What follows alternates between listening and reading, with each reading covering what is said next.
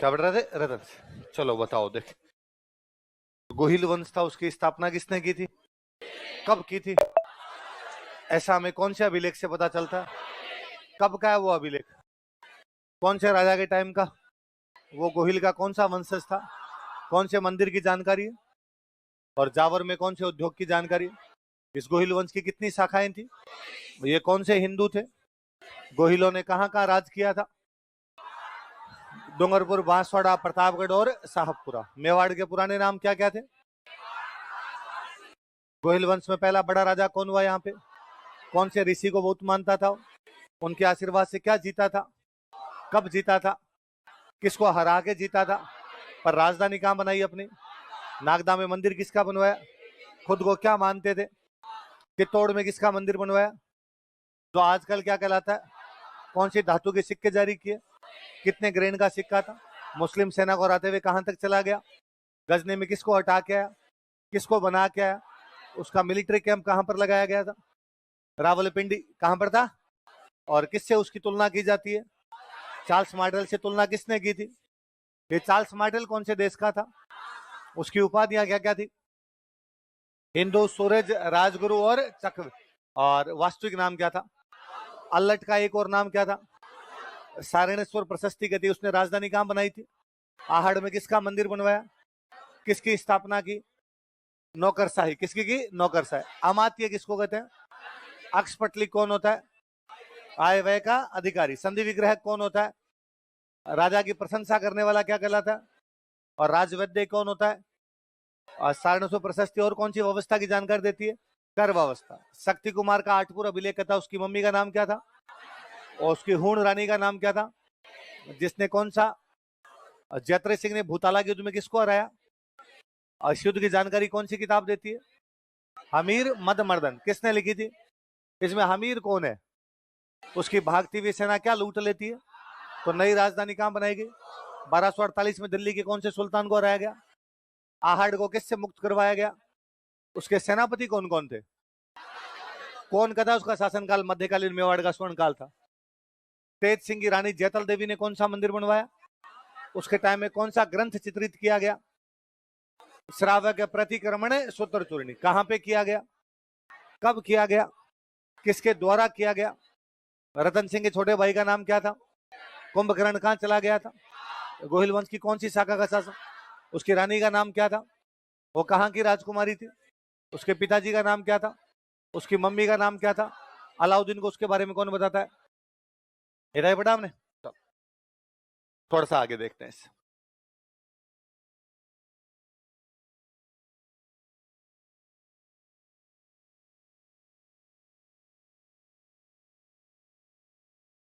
(1540) में यूपी में एक जगह पड़ती है जौनपुर। कौन सी जगह? और वहां जौनपुर में एक राइटर है, उन राइटर का नाम है मलिक मोहम्मद जायसी। क्या नाम है? कहां के राइटर हुए मलिक मोहम्मद जायसी? जौनपुर। जौनपुर कहां पड़ता है? यूपी। अयोध्या सुना है? अयोध्या। अयोध्या के पास में जौनपुर नाम की जगह पड़ती है। अयोध्या के आसपास का जो इलाका है उसको बोलते हैं अवध। क्या बोलते हैं?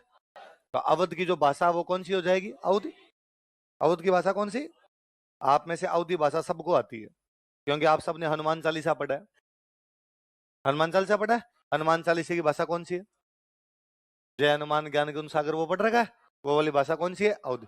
इस अवधी भाषा में मलिक मोहम्मद जायसी ने एक बुक लिखी, उस बुक का नाम है पद्मावत। कौन सी बुक लिखी? पद्मावत नाम की बुक लिखी। किसने लिखी? कब लिखी? कौन सी भाषा में लिखी? वो खुद कहां का रहने वाला था? कहां का था? रानी चित्तौड़ की। कहानी बैठ के लिख रहा है जौनपुर। कहानी कहां बैठ के लिख रहा है? रानी 1300 की लिख रहा है 1540। रानी की जानकारी राजस्थानी में वो किस में लिख रहा है? तो कई नमक मिर्च लग गए, फिर उसने तोतार मीनार अपनी तरफ से जोड़ दाड़ लिए, है ना। तो कहानियों में इतिहास नहीं होता, कहानियां कहानियां ही होती है, इतिहास अलग चीजें होती है। पर हमारे साथ समस्या ये रही कि हमने कहानियों को क्या मान लिया? इतिहास। इसलिए अपने बाकायदा हिस्ट्री किताबों में यहाँ आता है एक तोता था, तोता यार, अरे यार हिस्ट्री वाले तो मत लिखो। दादा दादी कहानियां सुनाए, बच्चों को इंटरेस्ट आना चाहिए कि कैसे पता चला कि तोता आके बता गए, अरे तोता बता देता है। पर कम से कम इतिहासकार तो इन बातों का ध्यान रखे। पर इस बहाने अपने कम से कम ये बुक याद रखने की। मलिक मोहम्मद जायसी की बुक का नाम क्या था? इसी में लिखो, एक कल लिख रहे थे वहीं लिखो। 1540 ईस्वी में, इन 1540 एडी, 1540 ईस्वी में, इन 1540 एडी, मलिक मोहम्मद जायसी ने, कोष्टक में जौनपुर लिख लेना, मलिक मोहम्मद जायसी ने, मलिक मोहम्मद जायसी, मलिक मोहम्मद जायसी ने, कोष्टक में जौनपुर लिखना भाई, ना यूपी में जगह पड़ती है। मलिक मोहम्मद जायसी ने अवधी भाषा में पद्मावत नामक पुस्तक लिखी थी। wrote a book named Padmavat in Audhi language. अवधी भाषा में पद्मावत नामक पुस्तक लिखी थी। wrote a book named Padmavat in Audhi language. अवधी भाषा में पद्मावत नामक पुस्तक लिखी थी। wrote a book named Padmavat in Audhi language. कब लिखी, किसने लिखी, कहां पे लिखी, कौन सी भाषा में लिखी, कौन सी लिखी, सारी बातें याद हो जाएगी आपके। अच्छा, अब अपने वापस हिस्ट्री में आते हैं। रतन सिंह के बारे में हमने दो बातें पढ़ी कि एक तो उसका भाई है कुंभकर्ण जो चला गया नेपाल और गोहिल वंश की कौन सी शाखा का शासन है, एक उसकी रानी का नाम है पद्मिनी, उसके बारे में किताब कौन सी लिखी गई है, पद्म। इस रतन सिंह के टाइम में अलाउद्दीन खिलजी चित्तौड़ पर आक्रमण कर देता है। कौन आक्रमण कर देता है? 1303 की बात है। कब की बात है? लाइन चेंज करके लिखो। पद्मिनी के बारे में हो गया, आगे लिखो। 1303 ईस्वी में, इन 1303 एडी, 1303 ईस्वी में, इन 1303 एडी, अलाउद्दीन खिलजी ने मेवाड़ पर आक्रमण किया। अलाउद्दीन खिलजी दिल्ली का राजा। अलाउद्दीन खिलजी ने मेवाड़ पर आक्रमण किया। Alauddin Khilji attacked on Mewar. मेवाड़ की राजधानी चित्तौड़ होती थी, तो कहीं आप चित्तौड़ भी पढ़ लो तो एक ही बात है। अलाउद्दीन खिलजी ने मेवाड़ पर आक्रमण किया। Alauddin Khilji attacked on Mewar. अलाउद्दीन खिलजी ने मेवाड़ पर आक्रमण किया। Alauddin Khilji attacked on Mewar. अब कोई भी राजा अटैक करेगा तो उस अटैक के कोई ना कोई कारण रहे होंगे, तो लिखो आक्रमण के कारण, कॉजेज ऑफ अटैक।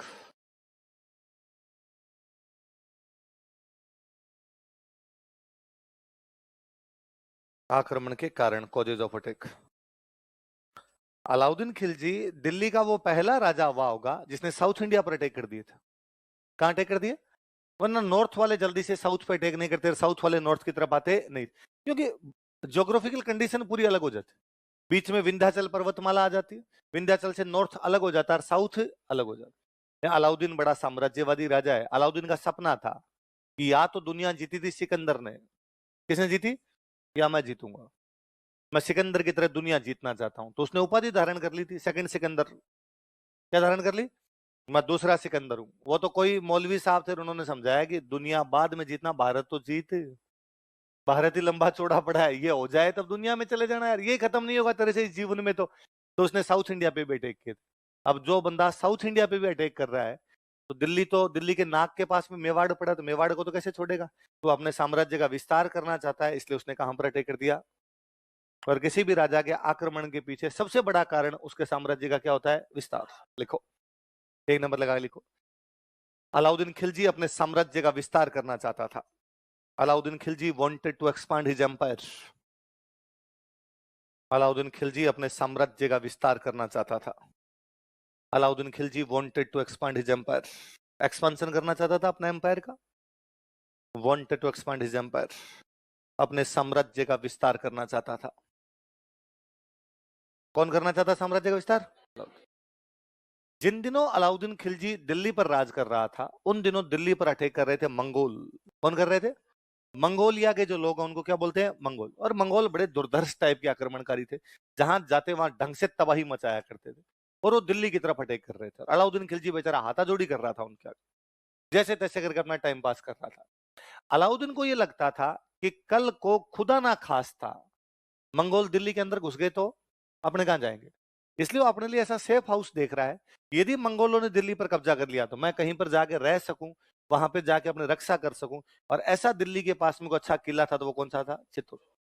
कारण चित्तौड़ का किला बहुत ऊंचे पहाड़ पर बना हुआ, इसलिए जल्दी से दुश्मन किले के अंदर घुसे। किले के अंदर 84 तालाब है। कितने तालाब है? इसलिए पीने के पानी की पूरी व्यवस्था है ना। जल्दी से तो पानी भी समाप्त होगा नहीं।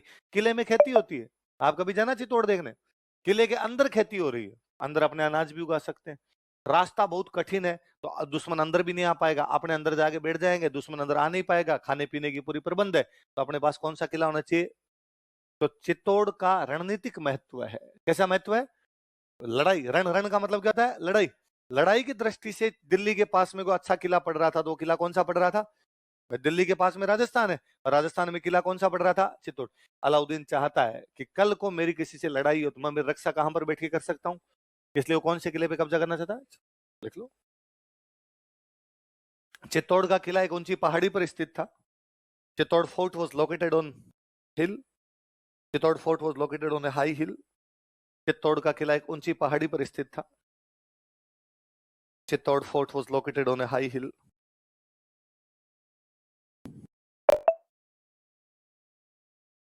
अतः अलाउद्दीन के लिए इसका रणनीतिक महत्व था। अतः अलाउद्दीन के लिए इसका रणनीतिक महत्व था। So it had strategic importance for Alauddin. So it had strategic importance for Alauddin. अतः अलाउद्दीन के लिए इसका रणनीतिक महत्व था। So it had strategic importance for Alauddin. Alauddin के लिए इसका क्या था? रण, युद्ध, युद्ध है ना, रणनीति का मतलब युद्ध है। युद्ध की दृष्टि से किला बहुत अच्छी जगह पे था, तो उसको लगा ये ठीक रहेगा थोड़ा और देखना। ये दिल्ली, ये अपना इधर मेवाड़, मेवाड़ के इधर पास में जगह है गुजरात, इधर पास में पड़े मालवा। एक तरफ कौन सा? गुजरात, एक तरफ कौन सा? दोनों बहुत पैसे वाली जगह। गुजरात में बहुत पैसा, मालवा में बहुत पैसा। कारण गुजरात के पास तो समुद्र का तट लगता है, कोस्टल एरिया है, और जहां कोस्टल एरिया होगा वहां पर व्यापार ज्यादा, पर ट्रेड होगा ही कहां से? कोस्टल से। तो कोस्टल एरिया में व्यापार ज्यादा, व्यापार ज्यादा तो पैसे ज्यादा। मालवा में खेती बहुत अच्छी, काली मिट्टी है, काली मिट्टी में कपास वगैरह सारी फसलें बहुत अच्छी सी होती है। मालवा में फसलें ज्यादा होगी, फसलें ज्यादा होगी तो वहां पर टैक्स भी क्या होगा? ज्यादा। तो दो, जो दिल्ली में राजा बनता वो कोशिश करता कि दो जगह कब्जा कर ले, एक तो मालवा, एक कहां पे? लेकिन दिल्ली से मालवा भी बहुत दूर है, दिल्ली से गुजरात भी बहुत दूर है, इसलिए दिल्ली में बैठ के मालवा और गुजरात को कंट्रोल। इसलिए दिल्ली वाले क्या करते? दिल्ली वाले गुजरात आते, और गुजरात में जो कोई राजा होता है यहाँ पे उसको टैक्स ला रहे। अब वो दिल्ली वाला आके गुजरात बैठ गया, तो गुजरात वाला उसको क्या दे देता है? एक बार टैक्स। और फिर वो दिल्ली वाला कहता मैं वापस दिल्ली जा रहा हूँ, अगले साल चुपचाप वापस भेज देना। तो अगले साल गुजरात वाला कहला नहीं दे रहा, जो जी मैन वो कर लेना, क्योंकि गुजरात वाले को पता है कि दिल्ली से गुजरात हर साल आना संभव, बार बार सेना लेके भाई साहब आ जाए, निकल आ जाए, एक बार आगे आगे 20 साल के अंदर कोई, अब बार बार कौन आएगा? इसलिए गुजरात और मालवा वाले जल्दी से दिल्ली को टैक्स देते। अलाउद्दीन दिमाग लगा रहा है कि यदि चित्तौड़ पे कब्जा कर लिया जाए तो गुजरात पे भी कंट्रोल और मालवा पे भी कंट्रोल। अपने एक बंदे को कहां बिठा दो? चित्तौड़, इधर भी कंट्रोल। दिल्ली से यदि गुजरात जाना है, यदि दिल्ली से मालवा जाना है, तो बीच में मेवाड़ है। बीच में क्या है? इसका मतलब है मेवाड़ ट्रेड रूट पे है। किस पे? ट्रेड रूट पे। कौन से ट्रेड रूट पे? दिल्ली से मालवा और दिल्ली से गुजरात। अलाउद्दीन इस ट्रेड रूट पे, इस व्यापारिक मार्ग पे क्या करना चाहता है? कब्जा। यदि रूट पे कब्जा हो गया तो व्यापार पे भी अपना क्या हो जाएगा? कब्जा। देखो, देखो, चित्तौड़ दिल्ली से मालवा तथा गुजरात के व्यापारिक मार्गों पर स्थित था। Chittor was located on trade routes from Delhi to Malwa and Gujarat. Chittor Delhi से मालवा तथा गुजरात के व्यापारिक मार्गों पर स्थित था। Chittor was located on trade routes from Delhi to Malwa and Gujarat. Chittor Delhi से मालवा तथा गुजरात के व्यापारिक मार्गों पर स्थित था। Chittor was located on trade routes from Delhi to Malwa and Gujarat. Delhi से मालवा तथा गुजरात के व्यापारिक मार्गों पर स्थित था तथा अलाउद्दीन इस व्यापार पर नियंत्रण स्थापित करना चाहता था। तथा अलाउद्दीन इस व्यापार पर नियंत्रण स्थापित करना चाहता था। And Alauddin wanted to control over this trade. तथा अलाउद्दीन इस व्यापार पर नियंत्रण स्थापित करना चाहता था। ये लिखो, नियंत्रण स्थापित करना चाहता था। And Alauddin wanted to control this trade. Wanted to control this trade. इस व्यापार पर नियंत्रण स्थापित करना चाहता था। Wanted to control this trade. 1299 की बात है। कब की बात है? अलाउद्दीन दिल्ली से गुजरात जा रहा है। दिल्ली से कहां जा रहा है? गुजरात। उन दिनों अपने मेवाड़ में राजा थे रतन सिंह के पिताजी। रतन सिंह के पिताजी का नाम था समर सिंह। क्या नाम था? मैं भी कह रहा हूं, यदि आपको दिल्ली से गुजरात और दिल्ली से मालवा जाना है तो रास्ते में क्या पड़ेगा? मेवाड़।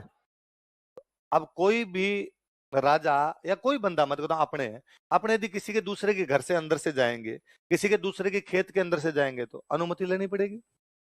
मैं हमेशा कहता हूँ गांव की ज्यादातर भाइयों भाइयों की लड़ाइयां यही है कि हमारे खेत के अंदर से नहीं जाने देंगे। गांव के खेती वाले अपने जो भी मुकदमे चाचा जी से इस बात की लड़ाई है कि हमारे खेत के अंदर से आपको रास्ता देंगे। आप तो जब एसटीएम बन जाओगे तब आपके पास में रेवेन्यू के मामले आएंगे। कौन से मामले? रेवेन्यू, जमीन। और जमीन वाले मामले आप देखना, सारी लड़ाइयां भाइयों भाइयों की है। इस भाई ने उस भाई पर केस कर रखा है, उस भाई ने उस पर कर रखा है। केस किसका? जमीन का। रास्ते की जमीन नहीं देंगे, ये हमारे बाढ़ इधर सरका आ गए थोड़ी सी, है ना, इन्होंने ये कर लिया, इन्होंने वो कर लिया, सारे मुकदमे ऐसे। तो अलाउद्दीन को यदि दिल्ली से गुजरात जाना, रास्ते में क्या आएगा? मेवाड़। मेवाड़ का राजा कौन है? समर सिंह। तो समर सिंह से परमिशन तो लेनी पड़ेगी। तो उसने समर सिंह को कहा कि भाई समर सिंह, मैं गुजरात जा रहा हूँ, क्या तेरे मेवाड़ के अंदर से होके जा सकता हूँ? समर सिंह ने कहा नाथी का बड़ा है क्या कि जिसके जी में आया यहाँ से आया और निकल गया? टैक्स लगेगा। अपने एक जगह से दूसरी जगह जाते हैं, टोल टैक्स लगता है। उन्होंने कहा टोल टैक्स जमा करा, चला जा। अलाउद्दीन ने कहा भाई स्टाफ, तू राजा मैं राजा, इतना स्टाफ तो चलता है। उसने कहा ना ना, इस मामले में कोई स्टाफ नहीं, दोस्ती दोस्ती की जगह बिजनेस है, बिजनेस है हमारा। हम तो इस लोकेशन पर इसीलिए बैठे हैं कि इधर से इधर जाएगा तो भी टैक्स देगा, इधर से इधर जाएगा तो भी क्या देगा? टैक्स। तो अलाउद्दीन बेचारा समर सिंह को टैक्स दे के गया। फिर उसने समर सिंह कहा कि देख लेना, मैं तुम्हारे पर आक्रमण करूंगा। समर सिंह का वो तब का तब देखेंगे, एक बार टैक्स ला। अलाउद्दीन गुजरात गया, गुजरात लूटा उसने, बहुत ढंग से लूटा, खूब सारे पैसे मिले। चुपचाप दिल्ली चला गया। उसने समर सिंह से वापस कोई बातचीत, वो शायद इस बात को भूल भी जाता कि समर सिंह ने उसे टैक्स ले लिया था। पर भाई साहब, आस पड़ोस वाले ऐसी बातों को भूलने कब देते हैं? अब अलाउद्दीन कभी अपने दरबार में बैठ के गए कि मैं हिंदुस्तान का वो राजा हूं जिसे सब डरते हैं, और आगे जो 5-7 मंत्री बैठे रहते वो मुंह के हाथ लगा लगा के हंसते गए, कौन या मारते, देख कैसी बातें कर रहा है। अलाउद्दीन ने किस बात की हंसी आ रही? ना ना, कोई पुरानी बात याद आ गई थी। कौन सी पुरानी? नहीं नहीं, हमारी कोई बात थी, नहीं बतानी पड़े क्या बात थी। तो एक टोल टैक्स होता ना सर, टोल टैक्स। अलाउद्दीन बेचारा परेशान था, तो उसको बदला लेना पड़ा इस वजह से, क्योंकि आसपास वाले जीने, और छोड़ो, वो कभी गली में जा रहा होता तो बच्चे पीछे से आवाज लगा के बात देता, और टोल टैक्स है। देखो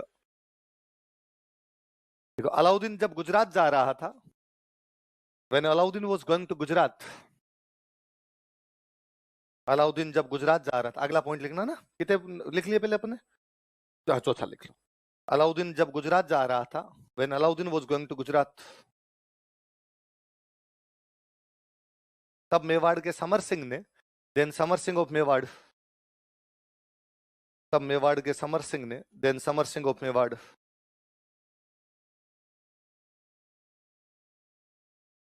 उससे कर वसूल किया था, कलेक्टेड टैक्स फ्रॉम हिम, उसे कर वसूल किया था, कलेक्टेड टैक्स फ्रॉम हिम, उसे कर वसूल किया था, collected tax from him, collect किया टैक्स, कर वसूल किया था, कलेक्टेड टैक्स फ्रॉम हिम। अतः वह इसका बदला लेना चाहता था, so he wanted to take revenge of it, अतः वह इसका बदला लेना चाहता था, so he wanted to take revenge of it, अतः वह इसका बदला लेना चाहता था, so he wanted to take revenge of it, वह इसका क्या लेना चाहता था?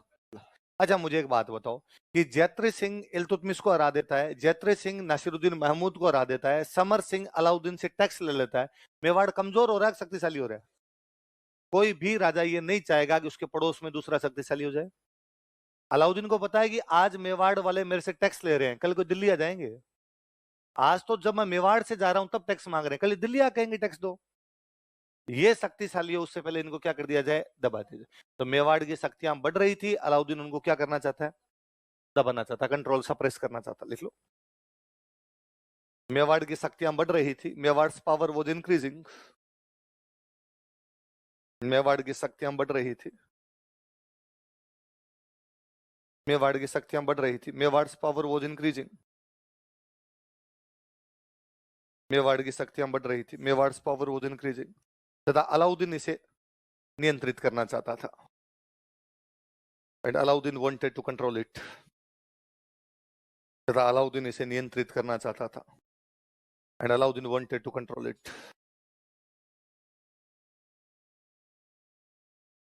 अलाउद्दीन क्या करना चाहता था?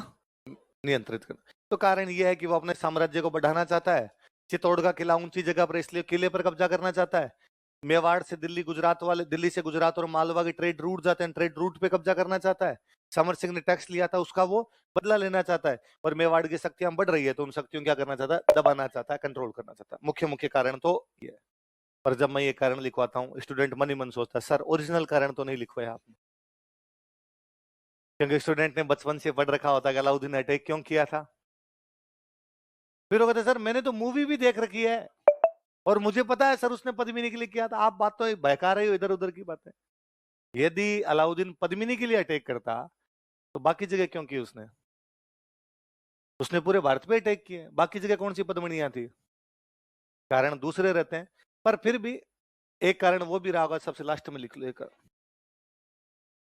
कितने पॉइंट हो गए? 5। छठा लिख लो, पद्मिनी की सुंदरता, ब्यूटी ऑफ पद्मिनी। पद्मिनी की सुंदरता, ब्यूटी ऑफ पद्मिनी। पर फिर भी मैं कहूं कि कभी मेंस में क्वेश्चन आएगा कि अलाउद्दीन खिलजी के मेवाड़ पर आक्रमण के कारण क्या थे, पहले 5 ऊपर वाले लिखने हैं, जगह बचे तो पद्मिनी की सुंदरता लिखना है। पर मैं आपको गारंटी देता हूं, यदि ये सवाल है, आप सबसे पहले क्या लिखेंगे? क्योंकि आपके बाकी वाले कारण दिमाग में रहेंगे नहीं, आपके ये याद आएगा और आप 3 लाइन इसी पे लिख देंगे।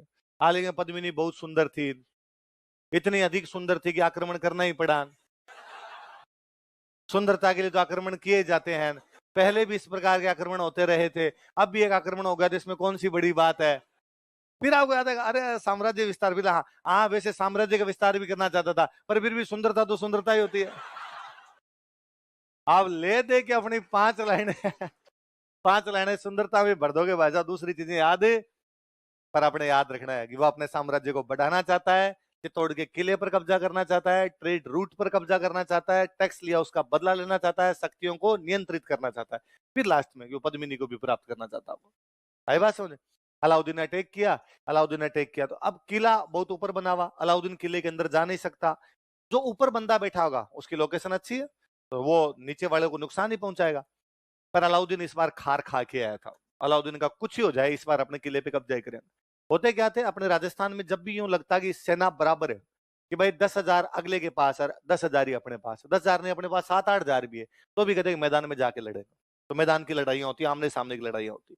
पर यह लगता कि अपने पास तो 10,000 और सामने वाला लेके आया 70,000, तो मैदान में जाने का कोई भी मतलब है? तो अपने किले में लड़ेंगे। 2 प्रकार की लड़ाइयां थी, या तो मैदान में लड़ेंगे या किस में लड़ेंगे? किले। तो सेना बराबर की होती तब तो कहां लड़ते? मैदान। सेना बहुत कम होती, बहुत रेशियो कम होता, तब कहां लड़ते? बाद में किले। किले में लड़ने का मतलब है अपने किले के अंदर बैठे रहेंगे, दुश्मन किले के अंदर घुस नहीं सकता। दुश्मन इतनी दूर से आया, कितने दिन बाहर बैठा रहेगा? 15 दिन, महीना, 2 महीना, 3 महीना, चुपचाप लास्ट में चला ही जाएगा। फिर जो बंदा दिल्ली से आया वो खाना पीना घोड़ों का दाना कहां से लेके आएगा? उसकी दिक्कत आएगी ना बाद में। तो दिक्कतें कौन सहन करेगा? थोड़े दिन में अपने बोरिया बिस्तर उठा के चला जाएगा, अपने को लड़ाई करने की आवश्यकता भी नहीं। और ऊपर आने की कोशिश करेगा तो बाटे मार मार के मार लेंगे अगले। पर अलाउद्दीन इस बार खारी खा गया। अलाउद्दीन 8 महीने बैठा था यहाँ। कितने महीने बैठा था? 8 महीने में समस्या ही हुई, उनके अंदर का अनाज खत्म हो गया। उनका भी तो स्टॉक खत्म होगा ना 8 महीने के अंदर। बाहर वाला तो फिर भी इधर उधर खेती करके ला सकता है, तुम अंदर इतनी व्यवस्था कहां से करोगे? अंदर इतने भी नहीं है कि इतनी सारी व्यवस्था कर ली जाए। फिर जब भी ऐसे बड़े आक्रमण होते तो जो आसपास की पब्लिक होती उनको किले के अंदर शिफ्ट करते हैं, कि वरना यदि पब्लिक बाहर रहेगी तो बाहर तो बैठा वो पब्लिक को भी मारेगा।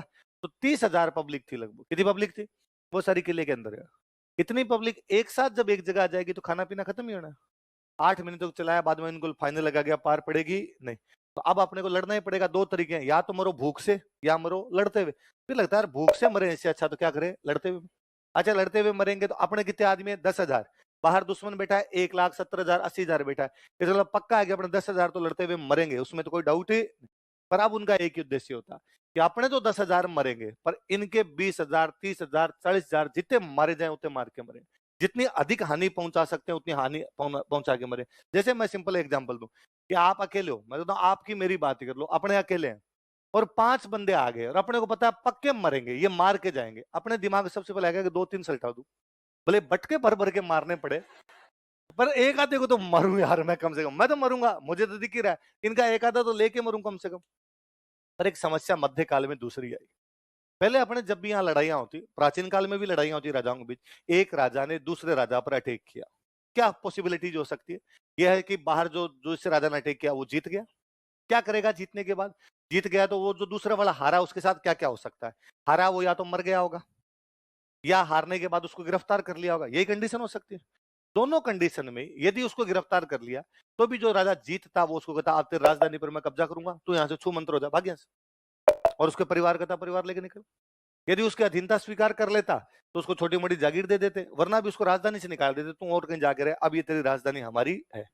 यदि वो मर गया तो उसके परिवार को कहते भाई निकलो, अब ये राजधानी हमारी है, तुम यहां से जाओ।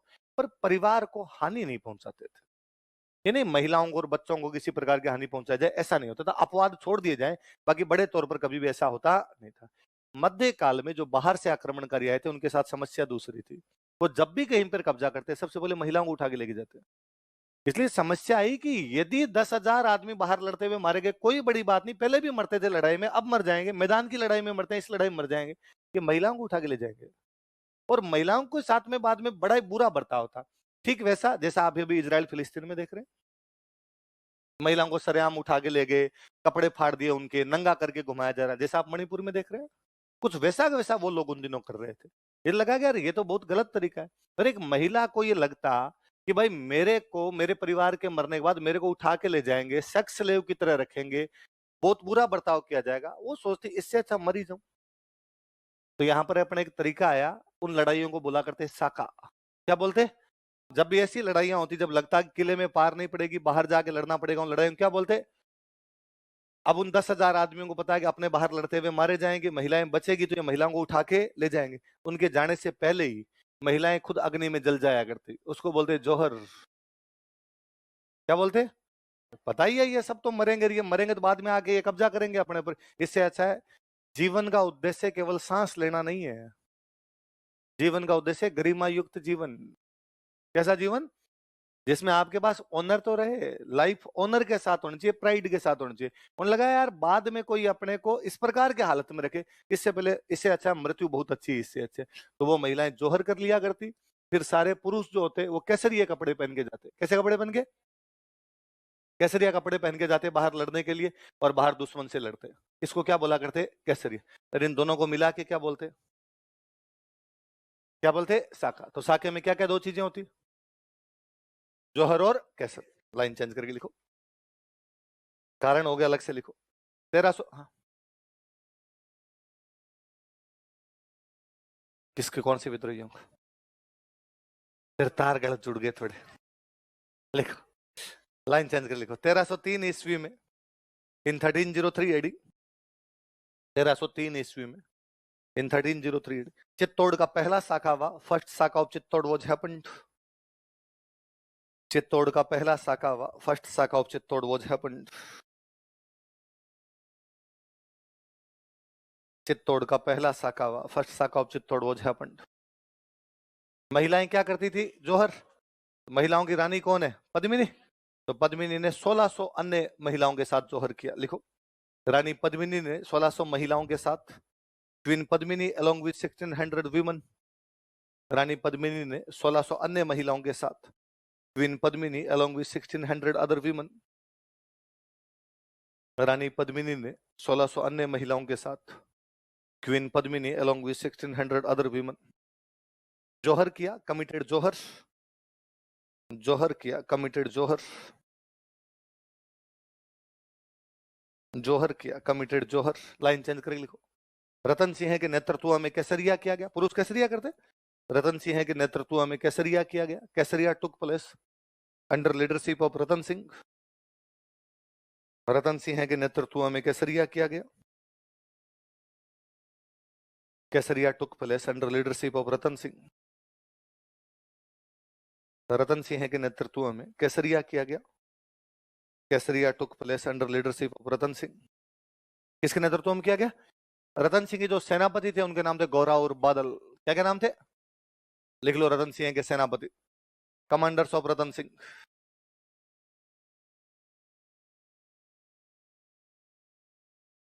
गौरा और बादल। लिख लो, रतन सिंह के सेनापति, कमांडर्स ऑफ रतन सिंह। बराबर नाम लिख लेना दोनों के ना, गौरा और बादल। कौन कौन सेनापति बताओ देखे? किसके सेनापति है? रतन सेन। अलाउद्दीन फाइनली यहां पर कब्जा करने में सफल हो जाता है। अलाउद्दीन कब्जा करता है 25 अगस्त 1303 को। कब करता है? लिख लो, 25 अगस्त 1303 ईस्वी को। ऑन 25 अगस्त 1303 एडी, 25 अगस्त 1303 ईस्वी को, 25 अगस्त 1303 एडी, 25 अगस्त 1303 ईस्वी को, 25 अगस्त 1303 एडी। अलाउद्दीन ने चित्तौड़ पर अधिकार कर लिया। अलाउद्दीन कैप्चर्ड चित्तौड़। अलाउद्दीन ने चित्तौड़ पर अधिकार कर लिया। अलाउद्दीन कैप्चर्ड चित्तौड़। और उसको गुस्सा आ रखा था भयंकर, क्योंकि ये थोड़े लोग थे, 7-8 हजार लोग थे। अलाउद्दीन की बड़ी सेना मारी थी इन्होंने। तो उसको था कि यार 7-8 हजार आदमी मेरे यार 20-30 हजार सल्टा के चले गए। उसके दिमाग में था मैं जाऊंगा अंदर और अंदर जाके इनके परिवार को उठा के लेके चला जाऊंगा। अंदर आया तो अंदर परिवार तो पूरा पहले ही मर चुका है। लगा यार अपने नुकसान का नुकसान हुआ, कुछ मिला और नहीं यहाँ पर। तो जो निर्दोष पब्लिक बैठी थी, सीधे साधे लोग बैठे थे, जिनका सीधा सीधा लड़ाई से कोई भी लेना देना नहीं था, अलाउद्दीन उन सबको मार देता है, नरसंहार करता है। क्या करवाता है? कितने लोगों का? देखो, उसने चित्तौड़ में 30 हजार लोगों का नरसंहार करवाया। He massacred 30,000 people in Chittor. उसने चित्तौड़ में 30 हजार लोगों का नरसंहार करवाया। He massacred 30,000 people in Chittor. उसने चित्तौड़ में 30 हजार लोगों का नरसंहार करवाया। साधारण जनता, महिला, पुरुष, जिनका लड़ाई से कोई लेना देना नहीं, किसान, मजदूर, सबके सब बाहर निकाले गए, गर्दनें काट दी गई। कितने लोगों का नरसंहार करवाया? 30 हजार। किसने? अलाउद्दीन। फिर उसका एक बेटा था, उस बेटे का नाम था खिजर खान। क्या नाम था बेटे का? बेटा था उसका, बेटे का नाम क्या है? खिजर। और उसने तोड़ा, ढंग से तोड़ा चित्तौड़, एकदम मंदिर वंदिर तोड़ दिए, मूर्तियां तोड़ दी, बिल्डिंग्स वगैरह में आग लगा दी, खेतों में आग लगा दी। फिर उसने अपने बेटे खिजर खान कहा कि बेटे खिजर खान, मैंने चित्तौड़ को बर्बाद कर दिया। मैंने क्या कर दिया? अब तेरी ड्यूटी लगा के जाता हूं, तो इसको आबाद कर। तो इसको क्या करे? वापस बसा, तेरे हिसाब से कर। खिजर खान इसको आबाद करेगा, इसलिए नाम था खिजराबाद। क्या नाम क्या था? तो नाम खिजराबादी क्यों है? क्योंकि अब इसको आबाद करने का काम किसको दिया गया? कौन है खिजर खान? अलाउद्दीन का बेटा। देख लो, उसने अपने बेटे खिजर खान को चित्तौड़ सौंप दिया। He handed over Chittor to his son Khizr Khan. उसने अपने बेटे खिजर खान को चित्तौड़ सौंप दिया। He handed over Chittor to his son Khizr Khan. अपने बेटे खिजर खान को चित्तौड़ सौंप दिया। He handed over Chittor to his son Khizr Khan. Khizr Khan को चित्तौड़ सौंप दिया तथा इसका नाम बदलकर खिजराबाद कर दिया। And renamed it as Khizrabad. तथा इसका नाम बदलकर खिजराबाद कर दिया। And renamed it as Khizrabad. तथा इसका नाम बदलकर क्या कर दिया? खिजराबाद। तो अब कोई पूछे कि चित्तौड़ का नाम बदलकर अलाउद्दीन ने क्या कर दिया था? खिजरा। अब कोई हमें पूछ ले, यार तुम्हें क्या पता खिजराबाद किया था कि नहीं किया था? चित्तौड़ में एक दरगाह है, धाईबी पीर की दरगाह। किसकी दरगाह है? मुस्लिम जो संत हुआ करते उनको बोलते पीर। क्या बोलते? तो एक धाईबी नाम के पीर है, उनकी क्या बनी हुई है? दरगाह, चित्तौड़ के अंदर। किसकी दरगाह है? धाईबी पीर की दरगाह। समझते हो ना? जो सूफी संतन होते हैं, उनके जो चबूतरे बने होते हैं, जहां पर उनको समाधि वगैरह दी जाती है, उसको क्या बोलते हैं? दरगाह। मैं कल ही आपको बता रहा था, कोई मंदिर, महल, माड़िया, दरगाह कुछ ही बनते हैं, उनके बाहर क्या लगते हैं? अभिलेख। मुसलमान जब आ गए थे तो भारत की भाषा हो गई थी फारसी। कौन सी आ गई थी? इसलिए यहाँ पर जो अभिलेख लगा वो कौन सी भाषा का होगा? फारस। कौन सी भाषा का? पर्शियन लैंग्वेज का एक अभिलेख है यहाँ पर, 1325 ईस्वी का। कौन सी ईस्वी का? कहां पर है दरगाह? चित्तौड़। कहां पर है? चित्तौड़। पर उसमें नाम चित्तौड़ का चित्तौड़ नहीं लिखा हुआ है। क्या नाम लिखा हुआ है? तो अपने को लगता है कि हाँ यार, जब तक इधर मुसलमानों का राज रहा था तब तक उन्होंने चित्तौड़ का नाम क्या रखा था? ऐसा कौन से अभिलेख में पता चलता है? धाईबी पीर की दरगाह का कौन सी भाषा का अभिलेख? पहले वाले अपने अभिलेख या तो संस्कृत में मिलते हैं, या अपनी राजस्थानी थी तो राजस्थानी मिलते हैं। मध्यकाल में मुसलमानों के जो अभिलेख थे कौन सी भाषा में आ गए? कौन सी भाषा में? फारसी। लिखो, धाईबी पीर की दरगाह के फारसी अभिलेख में, in Persian inscription of dargah of Dhaibi Pir, Dhaibi Pir की दरगाह के फारसी अभिलेख में, in Persian inscription of dargah of Dhaibi पीर,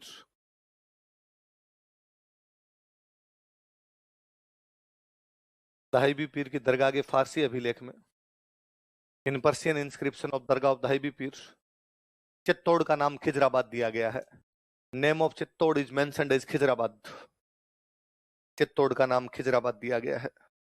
क्या चित्तौड़ का नाम खिजराबाद मिलता है? Name of Chittor is mentioned as Khizrabad.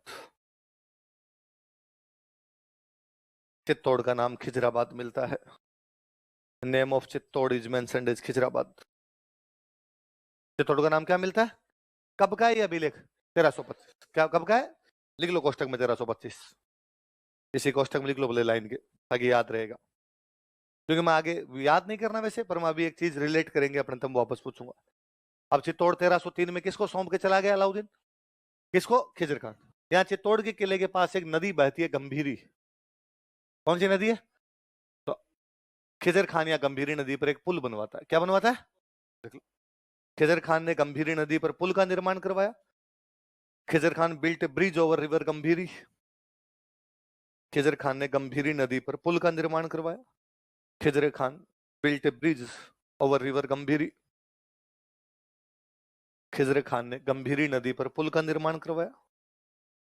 Khizr Khan built bridge over river Gambhiri. Gambhiri नदी पर पुल का निर्माण करवाया।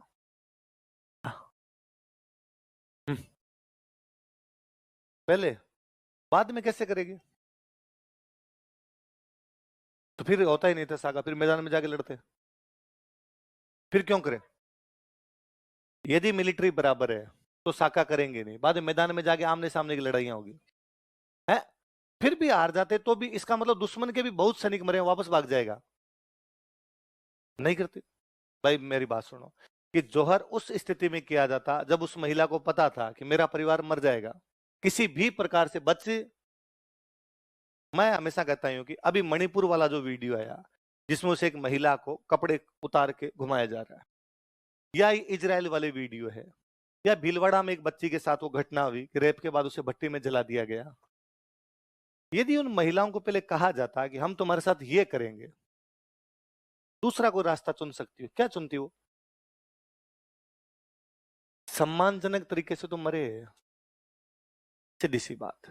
जब मुझे पता ही चल जाए कि भाई मैं मरूंगा और मेरे परिवार को बाद में, ये बाहर वाले जो लोग हैं इनमें इतनी बुद्धि नहीं है, इनमें इतना विवेक नहीं है, महिलाओं के प्रति बेहद क्रूर लोग हैं, ये ऐसा ही करेंगे, महिलाओं को उठा के ले जाएंगे। सीधा सा था, इससे अच्छा वो परिवार पहले ही कर ले। चलो क्या लिखा है? गंभीर नदी पर क्या बनवाया? जैसे हिंदुओं में कोई मर जाता तो अंतिम संस्कार करते हैं, तो अंतिम संस्कार में छतरियां बनाते हैं। अभी भी गांव के अंदर चबूतरा उतरा कुछ ना कुछ, कोई बड़ा बुजुर्ग, कोई गांव में सरपंच चौधरी टाइप का आदमी आज भी एक्सपायर हो तो बाहर चबूतरे बना दे, लिखा भी होता फलाने चौधरी साहब की मृत्यु इस दिन यहाँ पर हुई थी, फलाने सरपंच साहब की मृत्यु यहाँ पर हुई थी, उनका अंतिम संस्कार किया गया, उनके बेटे ने यहाँ पर चबूतरे का निर्माण किया। छतरियां बनवाते, चबूतरे बनवाते। मुसलमानों में तो दफनाते, तो जहां पर दफनाते वहां पर बनाते मकबरे। क्या बनवाते? मगर। तो खिजर खान के परिवार में यहाँ पर कोई एक्सपायर हुआ तो खिजर खान ने यहाँ पर क्या बनवाया? मकबरा। लिख लो, खिजर खान ने मकबरे का निर्माण करवाया। खिजर खान ने चित्तौड़ में, पूरा लिख लो, खिजर खान ने चित्तौड़ में मकबरे का निर्माण करवाया। Khizr Khan built a tomb at Chittor. Khizr Khan ने चित्तौड़ में मकबरे का निर्माण करवाया। Khizr Khan built a tomb at Chittor. Chittor में मकबरे का निर्माण करवाया। किसका निर्माण करवाया? फिर मैंने बताया जब भी कोई मकबरा, महल, मालिया, दरगाह कुछ भी निर्माण कार्य करवाएंगे उनके बारे में लिखवाते मैंने बनवाया। तो खिजर खान यहाँ पर भी अभिलेख लगवाता होगा, था मैंने बनवाया साहब, मेरा नाम खिजर खान है और मैं ये मकबरा बनवा रहा हूँ, फलान जी की आदमी इस मकबरे को बनवा रहा हूँ। पर बता यार क्या पता तुम मेरे को जानते हो नहीं जानते। पापा का नाम अलाउद्दीन खिलजी है। पापा का नाम क्या है?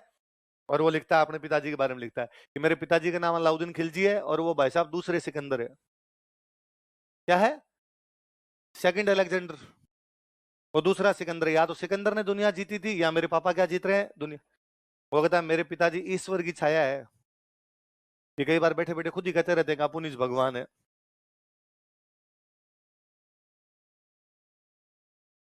वो कहता है कि मेरे पिताजी संसार के रक्षक है। क्या है संसार के? भाई अपने नॉर्मली क्या मानते हैं कि संसार की रक्षा कौन करता है? पर वो तो खुद ही भगवान है। तो क्या है? संसार का रक्षक। तो अब कोई पूछेगा कि चित्तौड़ के मकबरे के अभिलेख में अलाउद्दीन खिलजी को क्या क्या बताया गया है? क्या क्या बताया गया है? दूसरा सिकंदर। किसको बताया गया? अलाउद्दीन खिलजी को। कौन बता रहा है ऐसा? कहां पर लगा हुआ है अभिलेख? मकबरे कौन सी भाषा में होगा? लिखो, मकबरे के फारसी अभिलेख में इन पर्शियन इंस्क्रिप्शन ऑफ टूम, कोष्टक में 1310 ईस्वी लिख लेना। मकबरे के फारसी अभिलेख में इन पर्शियन इंस्क्रिप्शन ऑफ टूम, मकबरे के फारसी अभिलेख में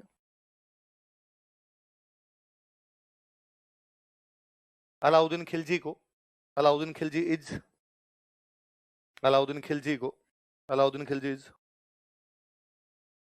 अलाउद्दीन खिलजी को दूसरा सिकंदर, ईश्वर की छाया तथा संसार का रक्षक बताया गया है। दूसरा सिकंदर, ईश्वर की छाया तथा संसार का रक्षक बताया गया। Alauddin Khilji is referred, refer किया गया उसे, Alauddin Khilji is referred as second Alexander, as second Alexander,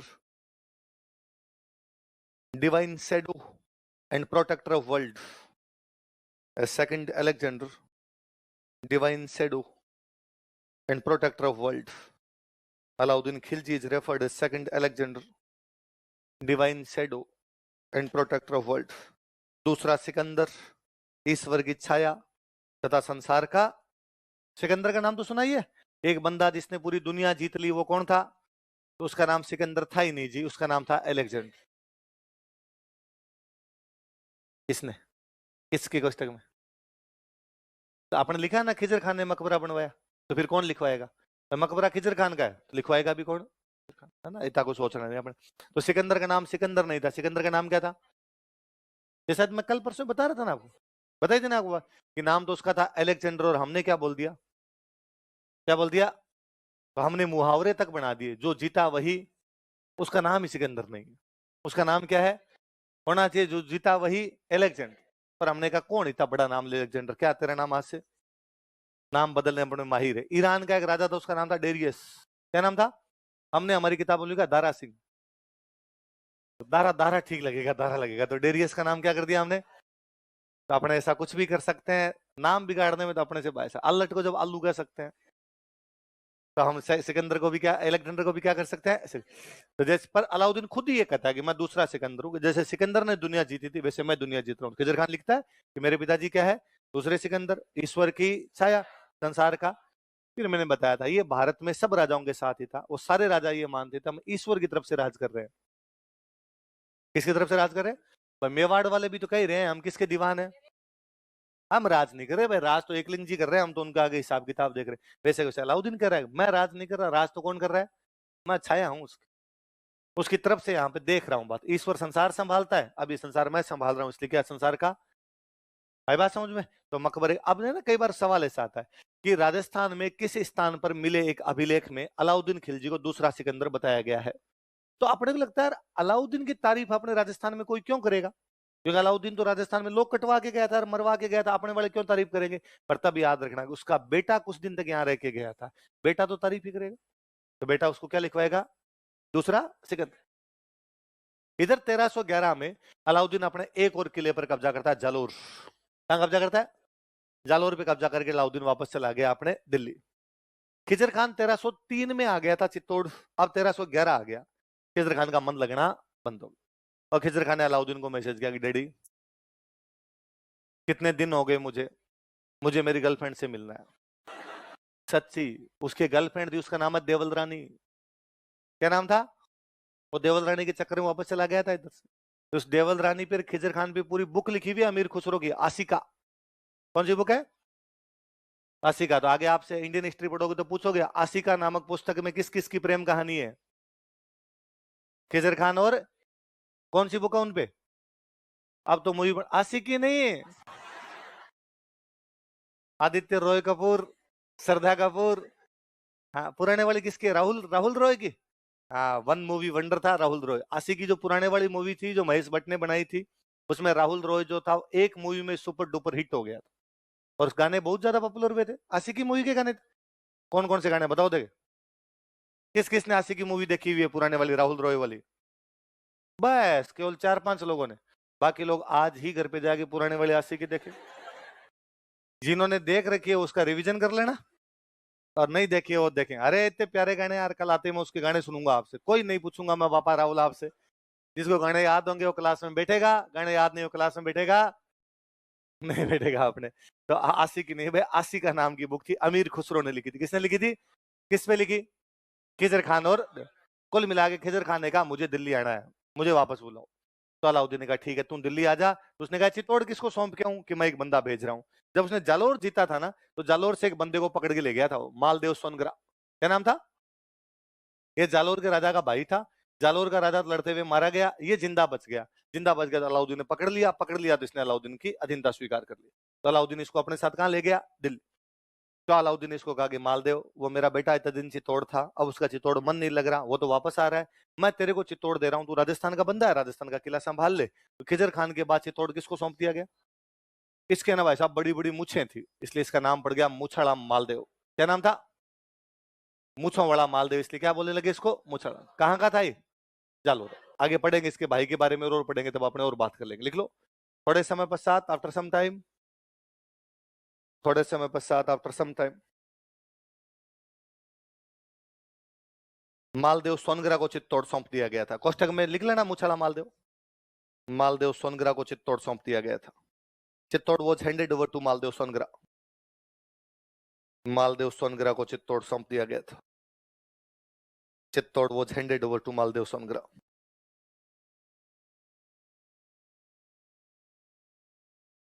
Maldev Songra को चित्तौड़ सौंप दिया गया था। Chittor was handed over to Maldev Songra. Chittor किसको सौंप दिया गया था? मालदेव सोनग्रा ना। मालदेव सोनग्रा का और नाम क्या है? मुछालामा। अभी देखो मैं कह रहा हूं आसिका जो आपके बुक है वो किसकी लिखी हुई है? अमीर खुसरो। किसकी लिखी हुई है? तो इसका मतलब अमीर खुसरो इसे अलाउद्दीन के दरबार में है। इस अमीर खुसरो ने, अलाउद्दीन ने जो राजस्थान पर अटैक किए थे, उन पर एक किताब लिखी। उस किताब का नाम है खजाइन उल फुतूह है। क्या नाम है? क्या नाम बुक का बताओ देखे। या इस किताब का एक नाम और है तारीख ए अलई। क्या नाम है? तारीख का मतलब होता है हिस्ट्री। तारीख का मतलब क्या होता है? ये बीच में जहां पे ए लगते हैं इनका मतलब होता है का के की। उल्टी पड़ी जाती है फारसी भाषा। तारीख ए अलई। अलई का मतलब अलाउद्दीन, ए का मतलब का के की, तारीख का मतलब हिस्ट्री। अलाउद्दीन का इतिहास। अलाउद्दीन का इतिहास। या इसी किताब का एक और नाम और क्या? खजाइन उल फुतूह है। क्या नाम बताओ? अब कोई आपसे पूछे कि अलाउद्दीन ने चित्तौड़ पर आक्रमण किया था, इसकी जानकारी अलाउद्दीन का कौन सा विद्वान देता है? आपने कौन सी बुक में? उस बुक का एक और नाम क्या है? राइटर का नाम बताओ। क्या नाम है? बुक का नाम बताओ। खजाइन उल फुतूह है। दोबारा बोलो, एक बार और बोलो। क्या नाम है? इसका एक नाम और क्या है? किसका इतिहास है इसमें? अलाउद्दीन का। अलाउद्दीन ने कहां पर अटैक किया है? राजस्थान वाले सारे अटैक ही लिखे हुए इसके अंदर। राजस्थान में उसने कहां कहां पर अटैक किया? आई बात समझ में? लिख लो नीचे, एक अलग से लाइन में लिखो। आप तो ये लिख लो, एक बुक, पहले ये बुक का नाम लिख लो। आप ये लिखो खजाइन उल फुतूह है, और कोष्टक में लिखो तारीख लाई। फिर मैं बता देता हूँ क्या लिखना। केवल बुक बुक का नाम, अमीर खुसरो मत लिखना।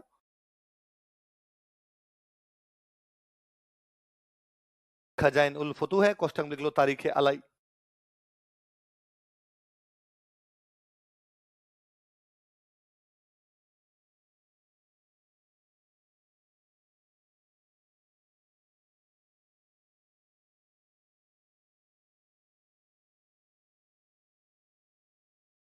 आगे डैश लगा के आगे लिखो। यह पुस्तक अमीर खुसरो द्वारा लिखी गई थी। This book was written by Amir Khusro. यह पुस्तक अमीर खुसरो द्वारा लिखी गई थी। This book was written by Amir Khusro.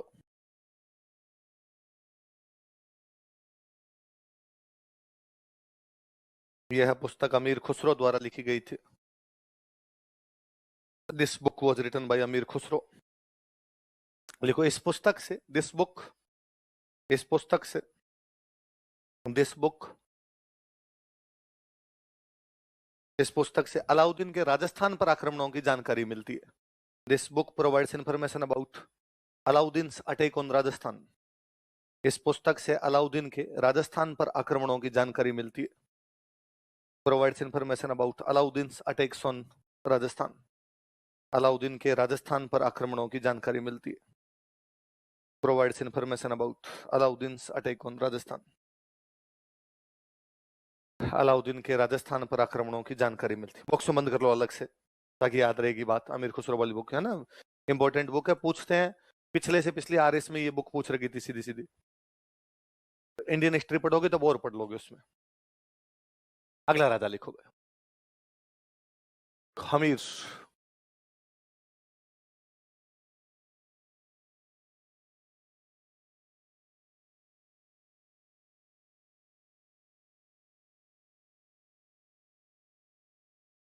अगला राजा लिखो, जगह छोड़नी है, कंजूस। 2 4 5 लाइनें छोड़ के लिखा करो यार।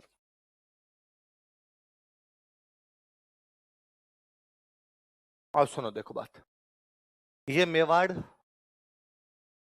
मेवाड़ में ये चित्तौड़, चित्तौड़ पर कब्जा कर लिया अलाउद्दीन खिलजी ने। अलाउद्दीन खिलजी चित्तौड़ किसको देके चला गया? खिजर खान। खिजर खान के बाद में आ गया मालदेव सोनगरा। अब मालदेव सोनगरा का भी बेटा यहां पर बैठा हुआ था, उसका नाम था बनवीर सोनगरा। क्या नाम था? पर ये मालदेव सोनगरा, बनवीर सोनगरा, खिजर खान, क्या ये खुद राजा है या दिल्ली वालों की तरफ से बिठाए हुए? ये यहां से टैक्स लेके किसको भेजते हैं? दिल्ली।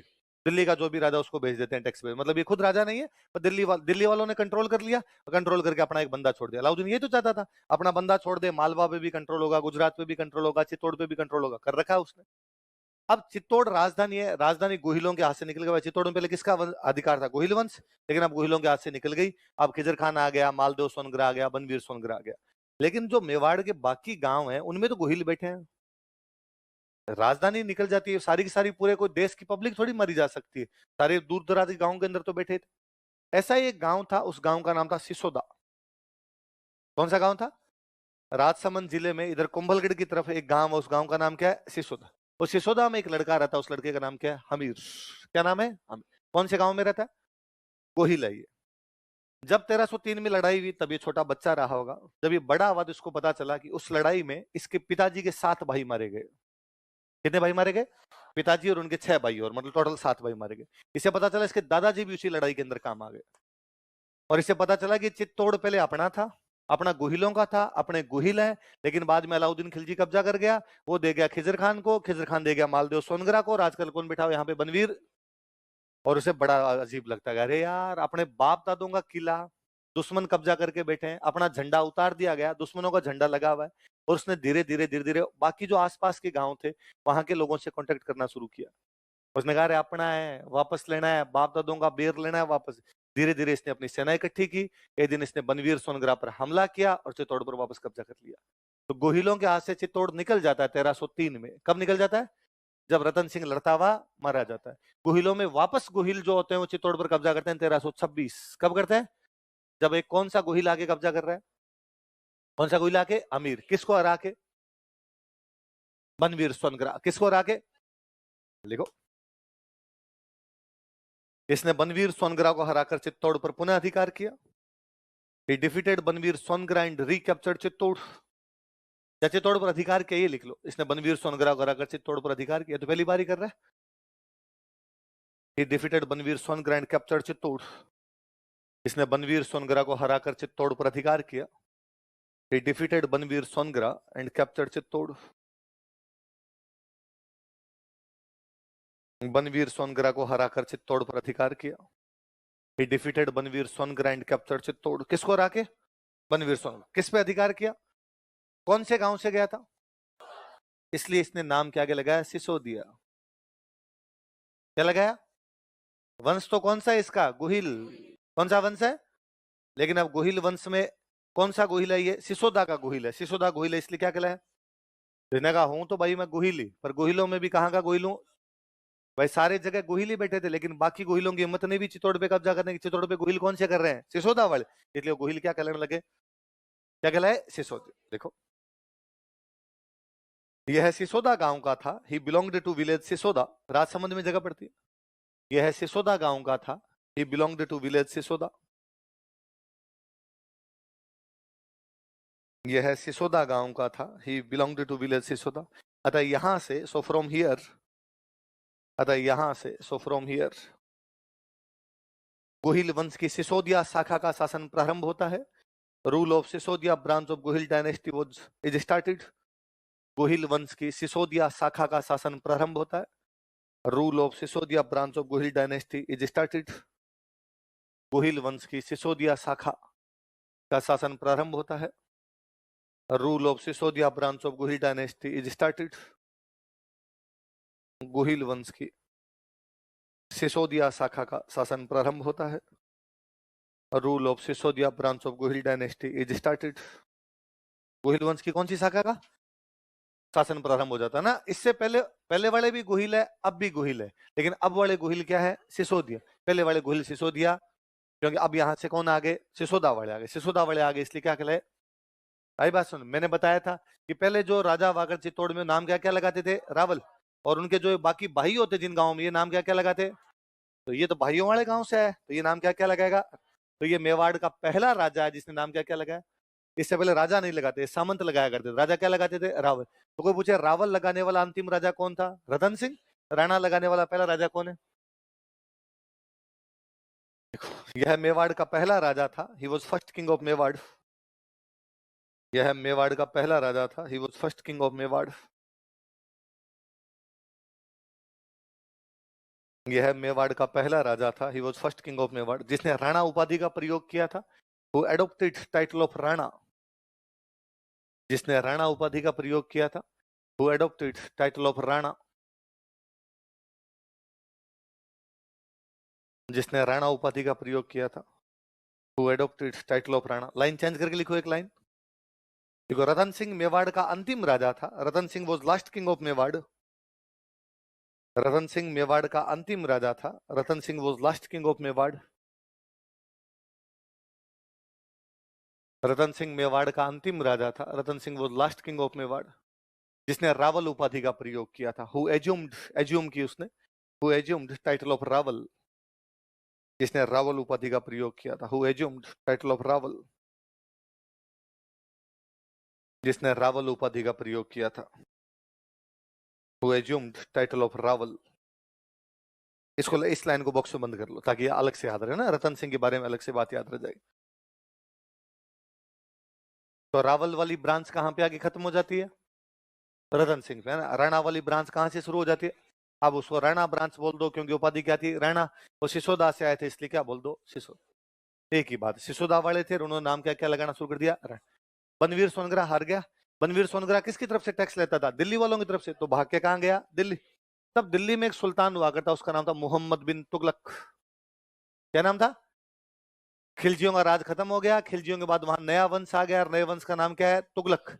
और तुगलकों का राजा बना हुआ, उसका नाम क्या है, मोहम्मद बिन तुगलक। क्या नाम है, बनवीर सोनग्रा भाग के उसके पास गया, उसने जाकर भाई मोहम्मद बिन तुगलक, अब से वहां से चित्तौड़ का तेरे को टैक्स नहीं मिलेगा। क्यों, क्योंकि पहले मैं देता था, मेरे को तो कूट मार के भगा दिया वहां से। किसने, हमीर ने। ये हमीर कौन है, कि गोहिल है। कौन से काम का गोहिल आ गया, सिसोदा से आ गया। तो ने कहा चल मेरे साथ वापस बदला लेंगे। तो उधर से मोहम्मद बिन तुगलक वापस चित्तौड़ पे कब्जा करने के लिए आया। किसको हराने के लिए, किसके साथ, बनवीर सोनग्रा। अमीर को जब पता चला, अमीर ने कहा मोहम्मद बिन तुगलक इतनी दूर आके क्या करेगा, मैं सामने आ जाता हूँ। बांसवाड़ा में अपने एक जगह पड़ती है सिंगोली। कौन सी जगह है, कहां पर पड़ता है। अमीर सामने चला के जाता है, वहां सिंगोली जाता है, मोहम्मद बिन तुगलक को हरा के भगा देता है।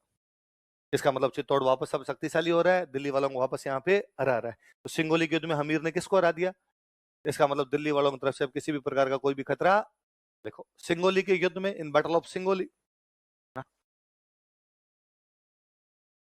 खूब सारी है, एक मध्य प्रदेश में, गुजरात में, ये बांसवाड़ा। देखो, सिंगोली के युद्ध में, इन बैटल ऑफ सिंगोली, एक नाम के खूब सारे गांव है, उदयपुर 10 एक है भारत में, है क्या। हाँ। तो वो दिल्ली से थोड़ी जरूरी है, दिल्ली से है, वो मालवा की तरफ बैठा होगा, उधर से आ गया। वो ये थोड़ी है कि वहीं दिल्ली से उसने कहा पहले मैं दिल्ली जाऊंगा फिर चलूंगा इधर धीरे धीरे। लिखो, सिंगोली के युद्ध में, in battle of Singoli, Hammir ने मोहम्मद बिन तुगलक को हराया था। वो तो दिल्ली का सुल्तान है, इसलिए अपने दिल्ली दिल्ली बार बार बोल रहे हैं। हमीर ने मोहम्मद बिन तुगलक को हराया था। हमीर डिफीटेड मोहम्मद बिन तुगलक। हमीर ने मोहम्मद बिन तुगलक को हराया था। हमीर डिफीटेड मोहम्मद बिन तुगलक। हमीर ने किसको हराया था, मोहम्मद बिन तुगलक। लोगों ने कहा अरे यार हमीर क्या जोरदार आदमी है, गजब मेहनत कर रहा है, पहले चित्तौड़ छीन लिया, अब दिल्ली वालों में किसको हरा के भेज दिया, मोहम्मद बिन। तुम यार खूब मेहनत करो। उसने कहा नहीं साहब, मैं कौन हूं करवाने वाला, ये सब बरबड़ी माता की कृपा से हो रहा है। कौन सी माता की कृपा से? वो ये मानता था एक करवाने वाली जो भी माता जी हो, माता जी कौन सी है? तो उसने चित्तौड़ में किसका मंदिर बनवाया? देखो, उसने चित्तौड़ में बरबड़ी माता का मंदिर बनवाया।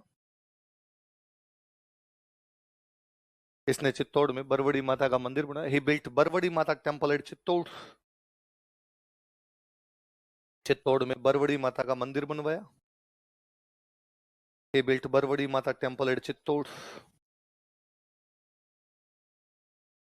चित्तौड़ में कौन सी माता जी का मंदिर बनवाया? नीचे एक लाइन लिखो यहीं पर, फिर मैं समझा दूंगा। लिखो, यह है मेवाड़ के गोहिल वंश की इष्ट देवी है। Tutelary deity of Gohil dynasty of Mewar. यह मेवाड़ के गोहिल वंश की इष्ट देवी है। Tutelary deity of Gohil dynasty of Mewar. यह मेवाड़ के गोहिल वंश की इष्ट देवी है। Tutelary deity of Gohil dynasty of Mewar. Mewar के गोहिल वंश की इष्ट देवी है। अब सुनना, देखो एक बात लिखना आप, और फिर मैं समझाऊंगा दोनों एक साथ। देख लो, कुलदेवी बराबर बाण माता, जैसा मैंने लिखा वैसा वैसा उतार लो, फिर अपने बात करते हैं। क्लेंडाइट,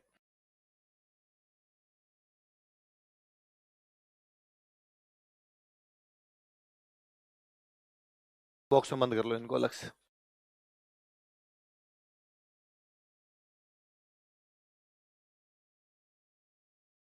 सिंपल दो सवालों के जवाब तो ये है। कोई पूछे कि गोहिल वंश की कुल देवी कौन सी है, तो कौन सी है? बाण माता। कोई पूछे मेवाड़ के गोहिल वंश की इष्ट देवी कौन सी है, तो कौन सी है? बरबड़ी माता। कौन सी है? बरबड़ी। ये तो सिंपल है, चीजें हैं, मैं समझा देता हूँ है क्या। हमने दो टर्म यूज में ली, एक टर्म यूज में ले रहे हैं हम कुल देवी, एक टर्म यूज में ले रहे हैं हम इष्ट देवी। हम जितने लोग यहाँ पर बैठे हुए, अपने सब का कोई ना कोई एक कुल है। हम किसी ना किसी एक वंश से संबंधित है, किसी ना किसी कुल से एक संबंधित है। तो हम सब के कुल की एक कोई फिक्स देवी है, वो कौन सी होगी? कौन सी होगी? कुल देवी। सबकी कोई ना कोई एक क्या है? कुल देवी। अब उस वंश के लोग अलग अलग बंट गए। आप जयपुर आ गए, आपके चाचा जी बेंगलोर चले गए होंगे, आपके पापा कहीं और बिजनेस करते हैं, एक ताऊ जी कहीं और रहते होंगे, सब अलग अलग चले गए। दादाजी का एक परिवार कहीं और शिफ्ट हुआ होगा, दूसरा कोई भाई है वो। उस कुल के लोग जहां भी जाएंगे उनकी कुल देवी तो फिक्स रहेगी। पर वहां जहां जाएंगे वहां की किसी लोकल देवी की ओर पूजा करने लग जाएंगे, वो इष्ट देवी है। वो क्या है? इसका मतलब कुल देवी कंपलसरी है, इष्ट देवी ऑप्शनल है। मेरी कुल देवी तो एक फिक्स है मेरी।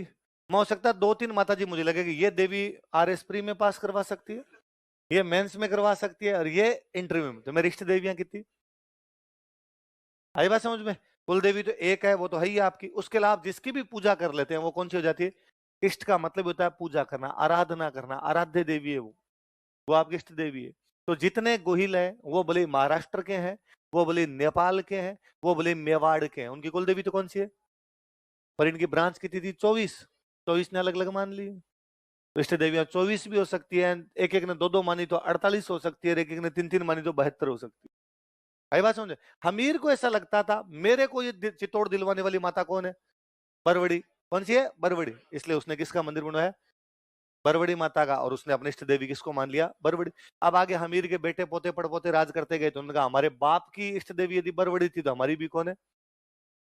समझ में आ गई बात? अच्छा, मेवाड़ एक बार गोहिलों के हाथ से निकल गया था, वापस मेवाड़ को गोहिलों के हाथ में लेके कौन है? हमीर। वापस मेवाड़ मेवाड़ डूब गया, मेवाड़ को वापस बचाने वाला कौन है? हमीर। इसलिए हमीर को बोलते हैं मेवाड़ का उद्धारक। क्या बोलते हैं? लिख लो, हमीर को मेवाड़ का उद्धारक। उद्धार का मतलब बचाना, डूबती हुई चीज को ऊपर लाना। हमीर को मेवाड़ का उद्धारक कहा जाता है। Hammir is known a saviour of Mewar. Hammir को मेवाड़ का उद्धारक कहा जाता है। Hammir is known a saviour of Mewar.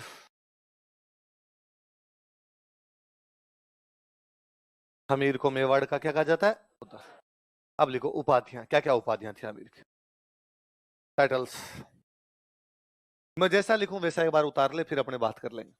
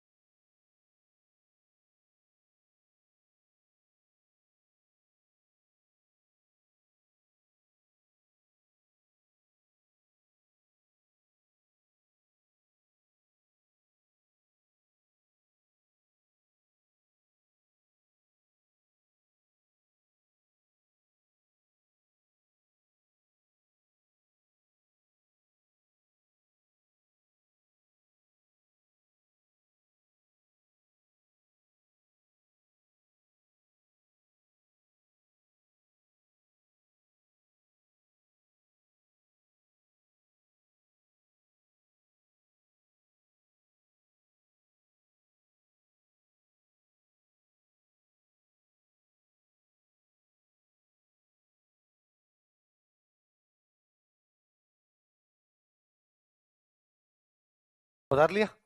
एक एक आप पोस्टमार्टम करते हैं। तो सबसे पहले क्या लिखा हुआ है? पहले उधर वाला वाक्य बोलो केवल। विषम घाटी पंचानन, क्या लिखा हुआ है? आप कोई सिंपल क्वेश्चन तो ये, विषम घाटी पंचानन मेवाड़ के कौन से राजा को कहा जाता है? हमीर। किसे कहा जाता है? अब एक एक शब्द देखते हैं। 3 शब्द है, विषम, घाटी, पंचन। विषम का मतलब होता है कठिन। विषम का मतलब कॉम्प्लिकेटेड, कठिन, टफ जो भी होता है। घाटी का मतलब होता है युद्ध। घाटी का मतलब हल्दी घाटी।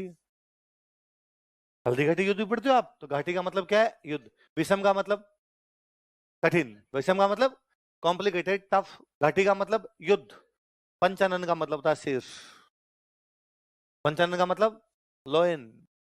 वह जो कठिन युद्ध में शेर के समान लड़ता है, वह जो टफ वॉर में लोयन की तरह लड़ता है, उसको क्या कहा जाता है? विषम घाटी पंचानन। क्या कहा जाता है? पंचानन का मतलब क्या होता है? घाटी का मतलब, विषम का मतलब कठिन युद्ध में शेर के समान लड़े, उसे क्या कह सकते हैं हम? विषम घाटी। आगे हम पढ़ेंगे हमीर वाली इस पीढ़ी में मेवाड़ में एक राजा होंगे, उन राजा का नाम है कुंभा। क्या नाम है? कुंभा ने किला बनवाया कुंभलगढ़। कौन सा बनवाया? राजा कोई महल मालिया किला मंदिर दरगाह बनवाएगा, उनके बाहर क्या लगवाएगा? अभिलेख। ऐसे अभिलेख जिनमें राजाओं की प्रशंसा क्या होती है। तो कुंभा बाहर क्या लगवा रहा है? कुंभलगढ़ प्रशस्ति। कुंभा अपनी तारीफ करवाएगा तो बाप दादाओं की भी करवाएगा। और कुंभा कहता है भाई साहब हम उस हमीर के वंशज हैं जो क्या था? विषम घाटी। जो जितना कठिन युद्ध होता उसमें उतना ही भयंकर शेर की तरह लड़ता था। वो घबराता, कठिनाइयों से घबराने वाला बंदा नहीं था। इसलिए हमीर को क्या कहा गया? कौन सी प्रशस्ति में? भले बड़ी बात। उसी कुंभा ने एक बुक लिखी थी, उस बुक का नाम है रसिक प्रिया। क्या नाम है? कोई राइटर बुक लिखेगा, इंट्रोडक्शन देगा, कुंभा लिखता मैं कुंभा जिसने बुक लिखी है, बुक का नाम क्या है? रसिक। फिर वो कहता है अरे तुम मुझे जानते हो कि नहीं जानते, मेरे परदादा जी का नाम हमीर था और वो क्या थे? तो हमीर की उपाधि क्या हो गई? ऐसा कौन सी किताब में लिखा हुआ है? कोई पूछेगा हमीर को वीर राजा कौन सी पुस्तक में लिखा गया है, या हमीर को रसिक प्रिया में क्या लिखा गया है, हमीर को कुंभलगढ़ प्रशस्ति में क्या कहा गया है? फिर अपने राजस्थान में एक इतिहासकार हुआ, उसका नाम है जेम्स टोड। क्या नाम था? अंग्रेजों का इतिहासकार था, अपने यहाँ पर बैठ के हिस्ट्री लिख के गया। तो जेम्स टोड है, जेम्स टोड कहता है भाई साहब वो प्रबल हिंदू था। क्या था? हिंदुओं में प्रबल पराक्रमी राजा था, पावरफुल राजा था, फॉर्मिडेबल था, जिसको कोई भी हरा नहीं सका। इसलिए जेम्स टोड ने उसको क्या कहा? तो मेवाड़ के कौन से राजा को जेम्स टोड ने प्रबल हिंदू कहा था? हमीर को कुंभलगढ़ प्रशस्ति में क्या कहा गया है? हमीर को वीर राजा कहाँ लिखा गया? याद रह जाएगी बातें। क्या क्या उपाधि हुई बताओ। देखो, विषम घाटी पंचानन। विषम घाटी पंचानन कहाँ लिखा हुआ है? वीर राजा कहाँ लिखा हुआ है? प्रबल हिंदू किसने लिखा? हमीर कौन से गांव से गया था? अब एक थोड़ी छोटी सी बात और सुन लो, फिर अपने पढ़ेंगे। इस सिसोदा गांव की स्थापना करने वाला बंदा था, उसका नाम था राहब। क्या नाम था? नीचे एक लाइन लिखो, फिर मैं थोड़ा सा एक बात और बताऊं। नीचे अलग से एक लाइन लिखो। लिखो राहब ने सिसोदा गांव की स्थापना की थी। राहब फाउंडेड विलेज नेम्ड सिसोदा। राहब ने सिसोदा गांव की स्थापना की थी। राहब founded village named Sisoda.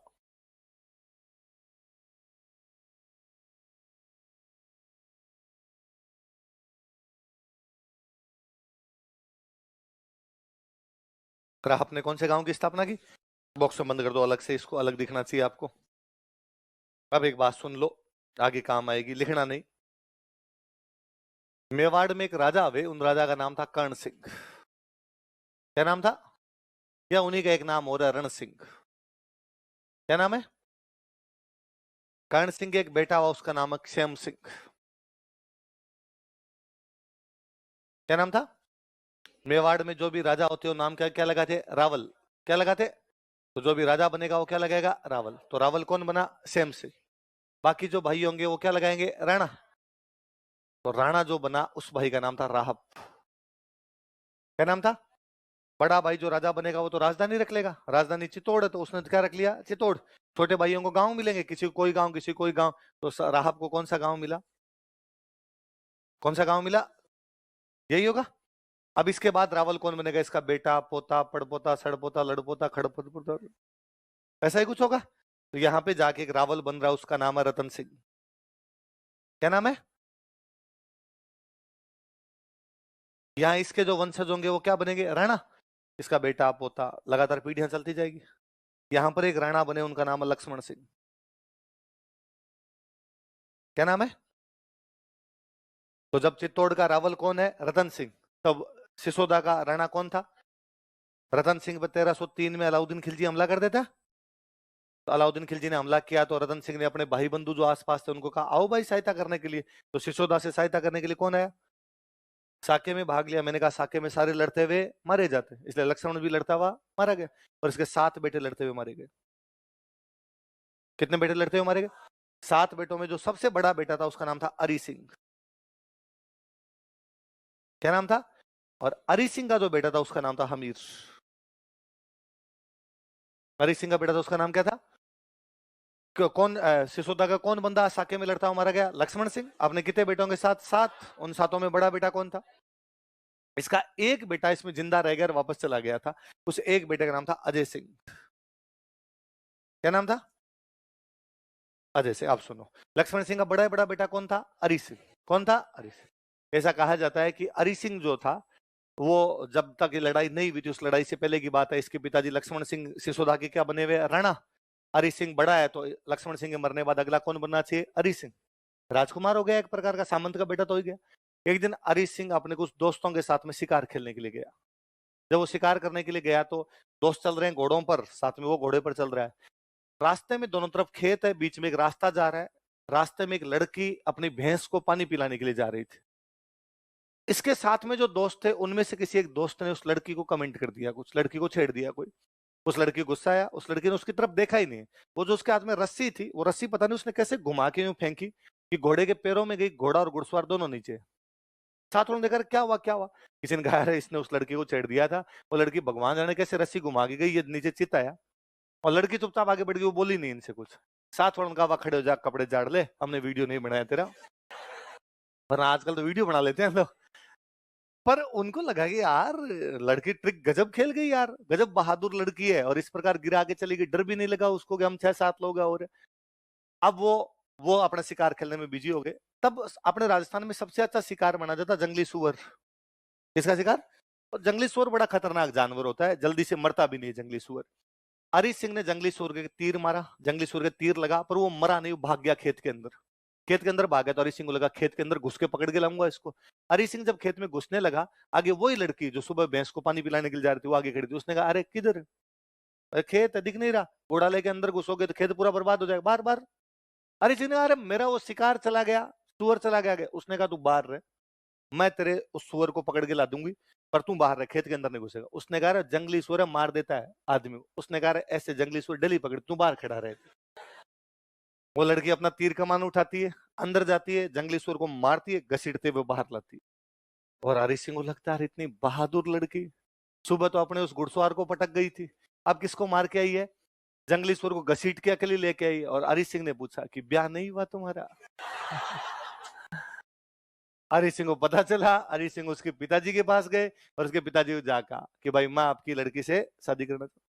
Sisoda का राजकुमार खुद शादी करना चाहता है, साधारण किसान बेचारा क्यों मना करता? उसने कहा भाई अभी ले जाओ हाथों हाथ। 5-7 दोस्त आए हुए थे, हाथों हाथ ही वहां पे ब्याह करके आ गया। पर हरि सिंह को ये लगा कि यार अब पिताजी को जाके क्या कहेंगे?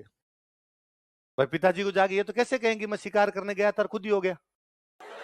भाई ये तो नहीं कहा जा सकता ना।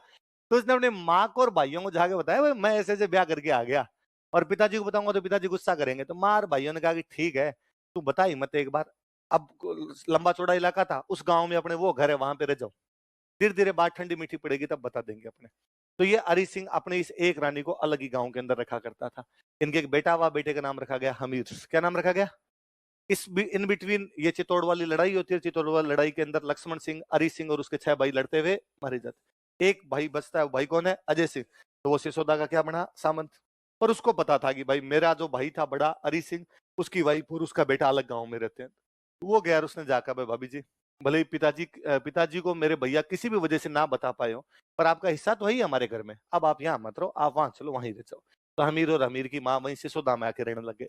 पर सामंत कौन बना हुआ है वहां का? अजय सिंह। भाई बड़ा वो था, बचा हुआ वो, तो वो बना हुआ है। इस सिसोदा के आसपास में कोई डाकू था, उस डाकू का नाम मुंजा। क्या नाम था? और मुंजा ने बड़ा यूं किसानों को तकलीफ देना शुरू किया। वो किसानों की फसलें उठा के ले जाता, उनके पशु खोल के ले जाता, लोग बड़े परेशान थे। तो अजय सिंह के पास है, उन्होंने अजय सिंह को कहा कि भाई ये मुंजा तंग करता है यार, तू हमारी हेल्प कर। तो अजय सिंह ने अपने बेटे को भेजा। अजय सिंह के बेटे का नाम था सज्जन सिंह। क्या नाम था उनका? सज्जन, जाओ और जाके उस डाकू को मार के आओ। पर सज्जन सिंह डाकू को मारने के लिए गया, पर डाकू ने सज्जन सिंह को कूट दिया। तो सज्जन सिंह वापस आया बेचारा, उसने कहा डैडी यार पार नहीं पड़ी, और उधर तो उसने मेरी मूंज बना के रख दी यार मुंजा ने, मैं हरा ही नहीं सका। हमीर वहीं खड़ा था, हमीर छोटा था, 13-14 साल का ही था। उसने कहा कि चाचा जी प्लीज एक बार मुझे जाने दो। अजय सिंह ने कहा यार तू अभी बच्चा है, पहले कभी गया भी नहीं किसी युद्ध के अंदर, तेरे को यार यूं भेजने का जी नहीं करता मेरा, कि तेरी माँ कहेगी कि भाई इसके पिताजी नहीं, इसलिए चाचा हर कहीं भेज देता है इसको। अमीर ने कहा चाचा जी इतनी चिंता मत करो, पहले इस्तेमाल करो। हमीर गया, हमीर मुंजा बालेचा का सिर काट के लाता है, वो जो डाकू था उसको मार के आता है। और अजय सिंह ने ऐसे आवाज मेरे चीते, तेरे में तेरे पिताजी के गुण है, तेरे पिताजी भी इतने ही बहादुर थे, मैं तो वैसे भी इस सीट पर इसलिए बैठा हुआ हूं क्योंकि तुम छोटे थे, बाकी हिसाब तो तेरे पिताजी का है। भाई यदि लड़ाई ना होती तो लक्ष्मण सिंह के बाद कौन बनता? अरि सिंह। अरि सिंह के बाद कौन बनता? हमीर। तो अजय सिंह ने अपने भतीजे को बना दिया। तो उसने सिसोदा किसको दे दिया? हमीर को। यही हमीर बाद के अंदर बनवीर सोनग्रा को हराता है, बनवीर सोनग्रा को हरा चित्तौड़ पे क्या कर लेता है? कब्जा। पर अजय सिंह का खुद का बेटा कौन था? सज्जन सिंह। वो बड़ा नाराज हुआ और उसने अपने पिताजी को कहा कि बापू सेहत के लिए तुम हानिकारक हो, और ऐसे कैसे कर सकते हो यार, मेरे को भी तो बना सकते थे, चाचा जी वाले ताऊ जी वाले बेटे को बना दिया आपने, पापा मेरे हो बना रहे हो उसको। सज्जन सिंह नाराज हुआ, सज्जन सिंह नाराज होकर चला गया महाराष्ट्र। कहां चला गया? सिसोदा से कहां चला गया? उस सज्जन सिंह की 19वीं पीढ़ी में महाराष्ट्र में पैदा हुए महाराज छत्रपति शिवाजी। कौन पैदा हुए? महाराज छत्रपति। और शिवाजी ने चीख चीख के कहा कि हम सिसोदा से आए इसलिए हम सिसोदिया हैं। हम सिसोदा से आए इसलिए क्या है? तो जो गोहिलों की 24 ब्रांच उनमें एक ब्रांच शिवाजी वाली है। तो शिवाजी ने ये भी बाद में क्या थे? सिसोदिया। तो सिसोदिया क्यों है वो? क्योंकि सिसोदा से गए थे। कौन से गांव से गए थे? तो जो भी सिसोदा से निकले वो सारे के सारे क्या कहलाए? पहले पड़ गई बात। हमीर के बाद मेवाड़ में जीते राजा बनेंगे, नाम क्या क्या लगाएंगे? राणा। सिसोदिया लगाएंगे और क्या लगाएंगे? राणा। हमीर से पहले वाले क्या लगाते थे? राहुल। क्या लगाते? राहुल। अगला राजा लिखो।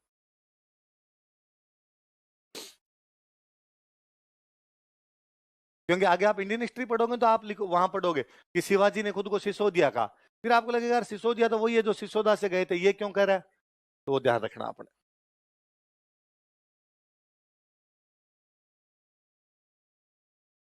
अब जीते भी राजा बनेंगे नाम क्या क्या लगाएंगे? रण।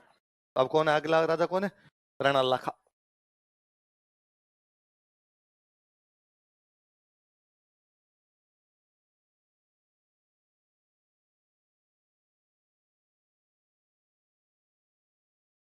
कौन है राजा? देख कल मैंने बताया था कि सामोली वाला अभिलेख कहता है कि जावर में खनिज निकलते हैं। जावर में क्या निकलते हैं? जावर में बेसिकली 3 खनिज निकलते हैं, सीसा, जस्ता, चांदी। क्या क्या निकलते हैं? एक मैं और बताऊं, आगे ज्योग्राफी में भी काम आएगा। जहां सीसा जस्ता मिलेगा वहां चांदी मिलेगी। जहां सीसा जस्ता मिलेगा वहां क्या मिलेगी? होता ये होता तो सीसा जस्ता ही, 98% तो सीसा जस्ता ही होता है, कोई 1-2% वहां पर क्या होती है? तो जावर में सीसा जस्ता तो पहले निकल रहा था, पर इनसे चांदी वहां नहीं निकल रही थी। चांदी यदि किसी के टाइम निकली तो किसके टाइम निकली? कहां से? तो कोई पूछेगा जावर में चांदी की जो खान है वो किसके टाइम में निकली थी? किसके टाइम? देखो, जावर में चांदी की खान प्राप्त हुई। Silver mine was found at Jawar. Jawar में चांदी की खान प्राप्त हुई। Silver mine was found at Jawar. Jawar में चांदी की खान प्राप्त हुई। Silver mine was found at Jawar. Jawar में किसकी खान प्राप्त हुई? अब मुझे बताओ कि यदि जावर में चांदी की खान प्राप्त हो रही है तो मेवाड़ की आर्थिक स्थिति अच्छी हो रही है बुरी हो रही है? अब मेवाड़ वालों को चांदी मिल गई तो मेवाड़ वालों की चांदी चांदी होगी। क्या होगी? हम यही तो कह रहे हैं, हम प्रशासनिक, राजनीतिक, सांस्कृतिक और राजस्व व्यवस्था, ये राजस्व रेवेन्यू बढ़ रहा है अपने आप में, राजस्व व्यवस्था। इस लखा के टाइम में एक व्यक्ति है, उसका नाम है छितर बंजारा। क्या नाम बंदेगा? बंजारा एक जाति होती है। बंजारा क्या होती है? पहले जातियों के अलग अलग काम होते, जो जिस जाति का उसका वही क्या हुआ करता काम। बंजारों का काम था व्यापार करना। बंजारों का काम क्या था? ये घुमक्कड़ व्यापारी थे, घूम घूम के बिजनेस करते। बैलगाड़ियां लेके रखते, आज इस गांव में आए, 10 दिन यहाँ रुके, सामान बेचा, फिर 10 दिन इस गांव में, 10 दिन इस गांव में, 10 दिन इस गांव। घूम घूम के व्यापार करते। नोमेडिक, नोमेडिक थे, घुमक्कड़ व्यापारी हुआ करते, नोमेडिक मर्चेंट हुआ करते। कौन? बंजारे। अच्छा, व्यापार करेंगे तो पैसे कम होंगे कि ज्यादा? व्यापार पैसे वाली चीज है। तो छितर बंजारे नाम के एक व्यापारी के पास में खूब सारे पैसे आए, तो उसने एक झील बनवाई। उदयपुर के पास एक गांव था, उस गांव का नाम था पिछोली। क्या नाम था? गांव का नाम क्या था? पिछोली में झील बनाई, इसलिए आजकल अपने उसको बोलते हैं पिछोला। क्या बोलते हैं? अब दो सवाल। एक सवाल तो ये कि पिछोला झील का निर्माण किसने करवाया था? छितर बंजारे ने। एक सवाल ये कि पिछोला झील का निर्माण कौन से राजा के टाइम हुआ था? एक सवाल ये कि बंजारे कौन होते हैं? घुमक्कड़ व्यापारी। कौन होते हैं? याद रखना, या आईएएस में सवाल पूछा हुआ है, बंजारे कौन होते हैं? घुमक्कड़। फिर वो चार ऑप्शन दे देता है। पंजाब में सेना में लड़ने वाले सैनिक, है ना? घूम घूम कर उपदेश देने वाले सूफी संत, घूम घूम कर व्यापार करने वाले एक जाति। एक आध और लिख देता है, ग्रासिया महिला के नाक का एक आभूषण। किसी को लगता है आभूषण होगा, नाक में पहनती होगी बंजारा कहीं पर, तो बंजारे घुमक्कड़ व्यापारी होते हैं। कौन होते हैं? हाँ, लिखो। छितर बंजारे ने पिछोला झील का निर्माण करवाया था। छितर बंजारा बिल्ट लेक पिछोला। छितर बंजारे ने पिछोला झील का निर्माण करवाया था। छितर बंजारा बिल्ट लेक पिछोला।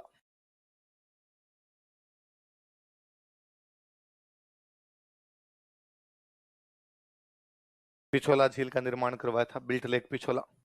कोष्टक में लिख लो, घुमक्कड़ व्यापारी, नोमेडिक मर्चेंट। नोमेडिक मर्चेंट, घुमक्कड़ व्यापारी।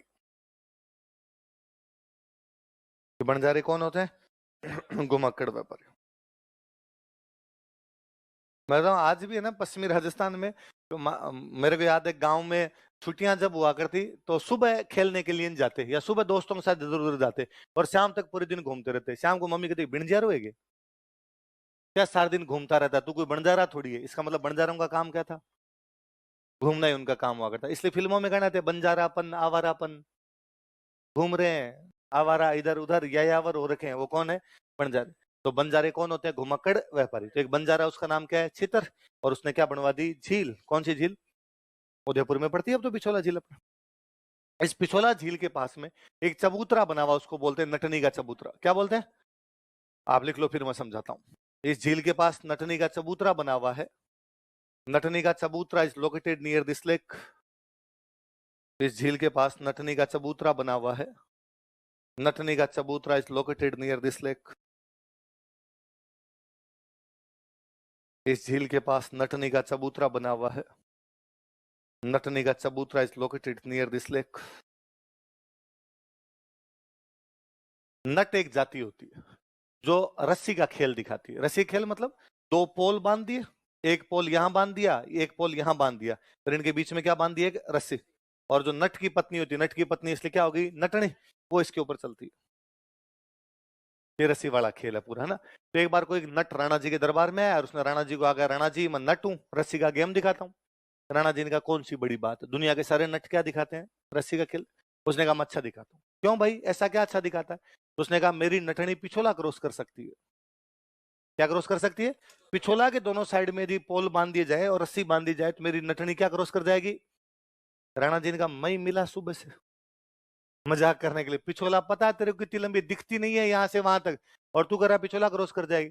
और उसने कहा यदि कर जाए तो राणा जी ने कहा आधा मेवाड़ दूंगा, मैं आधा मेवाड़ रखूंगा, आधे मेवाड़ का राजा तू, ये नटनी पिछोला क्रॉस कर जाए। उसने कहा संडे को ही करवा लो। और घोषणा करवाई गई कि भाई संडे को नटनी क्या क्रॉस करेगी? पिछोला। और यदि वो पिछोला क्रॉस करती है तो राणा जी उसको क्या दे देंगे? मेवाड़ का आधा राज्य नट को दे दिया जाएगा। मेवाड़ का आधे राज्य का राजा कौन होगा बाद में? नट। और भाई पूरा मेवाड़ के दूर दूर से लोग देखने के लिए आ गए, होड़ लगी है, शर्त लगी है जोरदार वाली, और सारे लोग। और नटनी भाई आधी पिछोला क्रॉस कर गई। कितनी पिछोला क्रॉस कर गई? और सारी जनता आउटिंग करेगी, यस कम ऑन, थोड़ा सा और बजाए। सब लोग राजी, बस एक राणा जी का कलेजा बैठे बैठे धक धक करे। और राणा जी सोचे कि इधर वाला आधा दूं, इधर वाला, इधर से टैक्स आता है 20,000, इधर से आता है 18,000, इधर वाला दे देता हूँ, थोड़ा बच जाएगा, 2,000 का तो फायदा हो जाएगा। इतने में राणा जी ने नोटिस किया कि उनके पास जो उनके मंत्री बैठे, अक्सपटलिक संधि विग्रह विस्काधिराज बंदीपति अमात्य, जो बैठे थे वो भी राजी हो रहे, मजा आ गया, मजा आ गया, थोड़ी सा बचा है, थोड़ा सा बचा है। तो राणा जी ने पास में जो मंत्री बैठा उसको कह रहे मंगते तो किस बात का राजी हो रहा है? उसने कहा देखो थोड़ा सा ही बचा है, बस क्रॉस होने वाला है, कितना अच्छा चल रही है ना वो। अरे कहा अरे सुन लिचड़ मेरी बात, यदि ये पिछोला क्रॉस कर गई तो मुझे आधा मेवाड़ देना पड़ेगा, और यदि इसको आधा मेवाड़ दिया तो फिर मैं आधे मेवाड़ का राजा बचूंगा, और यदि मैं आधे मेवाड़ का राजा हूं तो मंत्री भी आधे होंगे। फिर 12 मंत्री क्यों रखूंगा? मंत्री मेरे कितने होंगे? 6। तू जाएगा? उसने कहा तो मैंने सोचा ही नहीं था। तो राणा सिंह का अब सोच ले। तो उसको अब क्या किया जाए? तो उसका बच्चा पास में खेल रहा था, 2-4 साल का बच्चा था, उस नटनी का पास में खेल रहा है। उसने उसको इधर आ रहे थप्पड़ मारा खींच। थप्पड़ मारा, बच्चा रोया, मम्मी मम्मी। कहीं भी हो उसको 2 चीजों का पता हमेशा चल जाता है, ये तो कहीं भी दूध उफनता हो।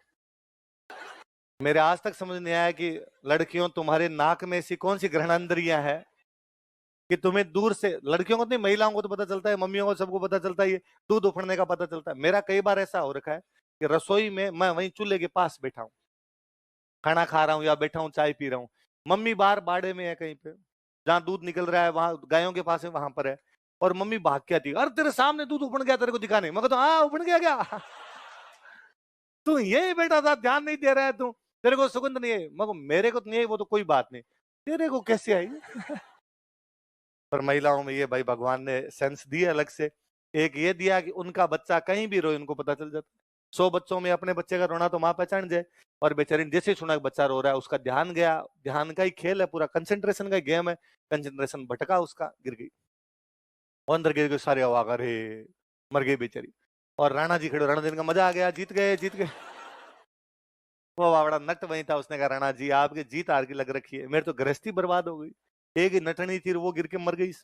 राणा जी ने कहा चिंता मत कर, एक चबूतरा बना देंगे, तुम कई बार यहाँ पर आगे फिर ले लिया करके। किसका चबूतरा है? तो नटने का चबूतरा कहाँ बना हुआ है? पिछोला जी। किसके पास बना हुआ है? पिछोला। एक बात और सुनो, जैसे हम एक रियासत पढ़ रहे हैं मेवाड़, वैसे एक रियासत और थी बूंदी। कौन सी रियासत थी? हाड़ा चौहानों की रियासत थी। कौन से चौहानों की? चौहान वंशधार चौहानों में कौन से चौहान थे? हाड़ा। जैसे गोहिल है, गोहिलों में कौन से गोहिल है? सिसोदिया। वैसे चौहान थे, चौहानों में कौन थे? हाड़ा। तो हाड़ाओं की जो लड़कियां शादी होके जाती थी उनको बोलते हाड़ी रानी। क्या बोलते? हाड़ाओं की लड़की इसलिए क्या हो जाया करती, वो हाड़ी रानी। तो लाखा जी को एक हाड़ी रानी से ब्याह करके गए। ब्याह होने के कुछ 2-4 दिन बाद में लाखा जी एक बार उस रानी के पास महल में बैठ के खाना खा रहे थे, तो लाखा जी ने यूं ही स्वाभाविक रूप से पूछा कि मन लग गया तुम्हारा? रानी ने कहा हाँ। तो भी तुम यूं उदास उदास सी रहती हो, और प्लीज यदि मन नहीं लगे तो घूम के आना, बाहर निकलना, अंदर ही अंदर क्या महल में बैठी रहती हो? नौकरों को नौकरानियों को लेके जाना, बाहर चित्तौड़ देखे ना, बहुत सुंदर हमारा चित्तौड़, तुम देखोगी तुम्हारा मन लग जाएगा। उसने कहा नहीं नहीं देख लिया मैंने। कैसा लगा? देख लिया तो? मैंने कहा ठीक है। लाखा जी ने कहा ठीक है केवल? उसने कहा नहीं अच्छा है। लाखा जी ने कहा नहीं ढंग से देख, पूरा आगे से देख क्या? उसने कहा ना अच्छा है वैसे तो, पर बूंदी जैसा नहीं है, क्योंकि खुद कहाँ की थी, और महिलाओं को पीहर से अच्छा कुछ ही नहीं लगेगा, पीर की चिड़कली चौकी लगे। और उसने कहा बूंदी अच्छा है, और लाखा जी खाना खा रहे थे, जैसे ही उसने कहा बूंदी अच्छा, लाखा जी का हाथ में बीच में रह गया। लाखा जी ने कहा ये रिपीट करना लाइन। उसने कहा अरे बूंदी बहुत अच्छा है, और आप इस बार आओ, पिछली बार तो आप शादी में आए तो दूल्हा तो कहाँ घूमने जाए, इस बार आओ मैं दिखाऊंगा, बूंदी बूंदी है। लाखा जी ने कहा चित्तौड़ से अच्छा है।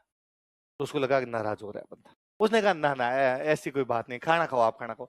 लाखा जी ने खाने की बात नहीं, पहले ये बता चित्तौड़ अच्छा है बूंदी अच्छा? उसने कहा नहीं चित्तौड़ भी अच्छा है। लाखा जी ने कहा सीरियसली बता, चित्तौड़ अच्छा है या बूंदी अच्छा है? उसने कहा बूंदी। लाखा जी ने हाथ धोए, बाहर आए, सेनापति को बुलाया, ऑर्डर दिया कि बूंदी पर आक्रमण करेंगे। इस दुनिया में चित्तौड़ से अच्छा किला नहीं है, और यदि रानी का कहना है कि चित्तौड़ से अच्छा क्या है? बूंदी, तो गिरा दिया जाए, चित्तौड़ अच्छा रहना चाहिए। मंत्री संतरी भाग के, उन्होंने कहा लाखा जी क्या कर रहे हो यार, 3 दिन पहले वहां पे तोरण मार के आए थे, आज वहां जाके अपने तलवारें मारेंगे, कितने बुरे लगेंगे, लोग कहेंगे कि ठीक जवाई है, तीसरे दिन लड़ने के लिए आ गए आप। लाखा जी ने कहा मैंने सौगन खाई है कि जब तक बूंदी के किले को गिराया नहीं जाएगा, मैं अन्न और जल ग्रहण।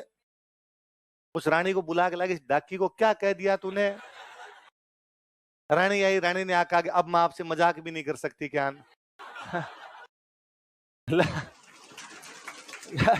लाखा जी ने कहा नहीं, मैंने तेरे से 3 बार पूछा था, सीरियसली बता दे, और तूने कहा था कि नहीं सबसे अच्छा क्या है? बूंदी। अब तो बूंदी गिराया जाएगा भाई साहब।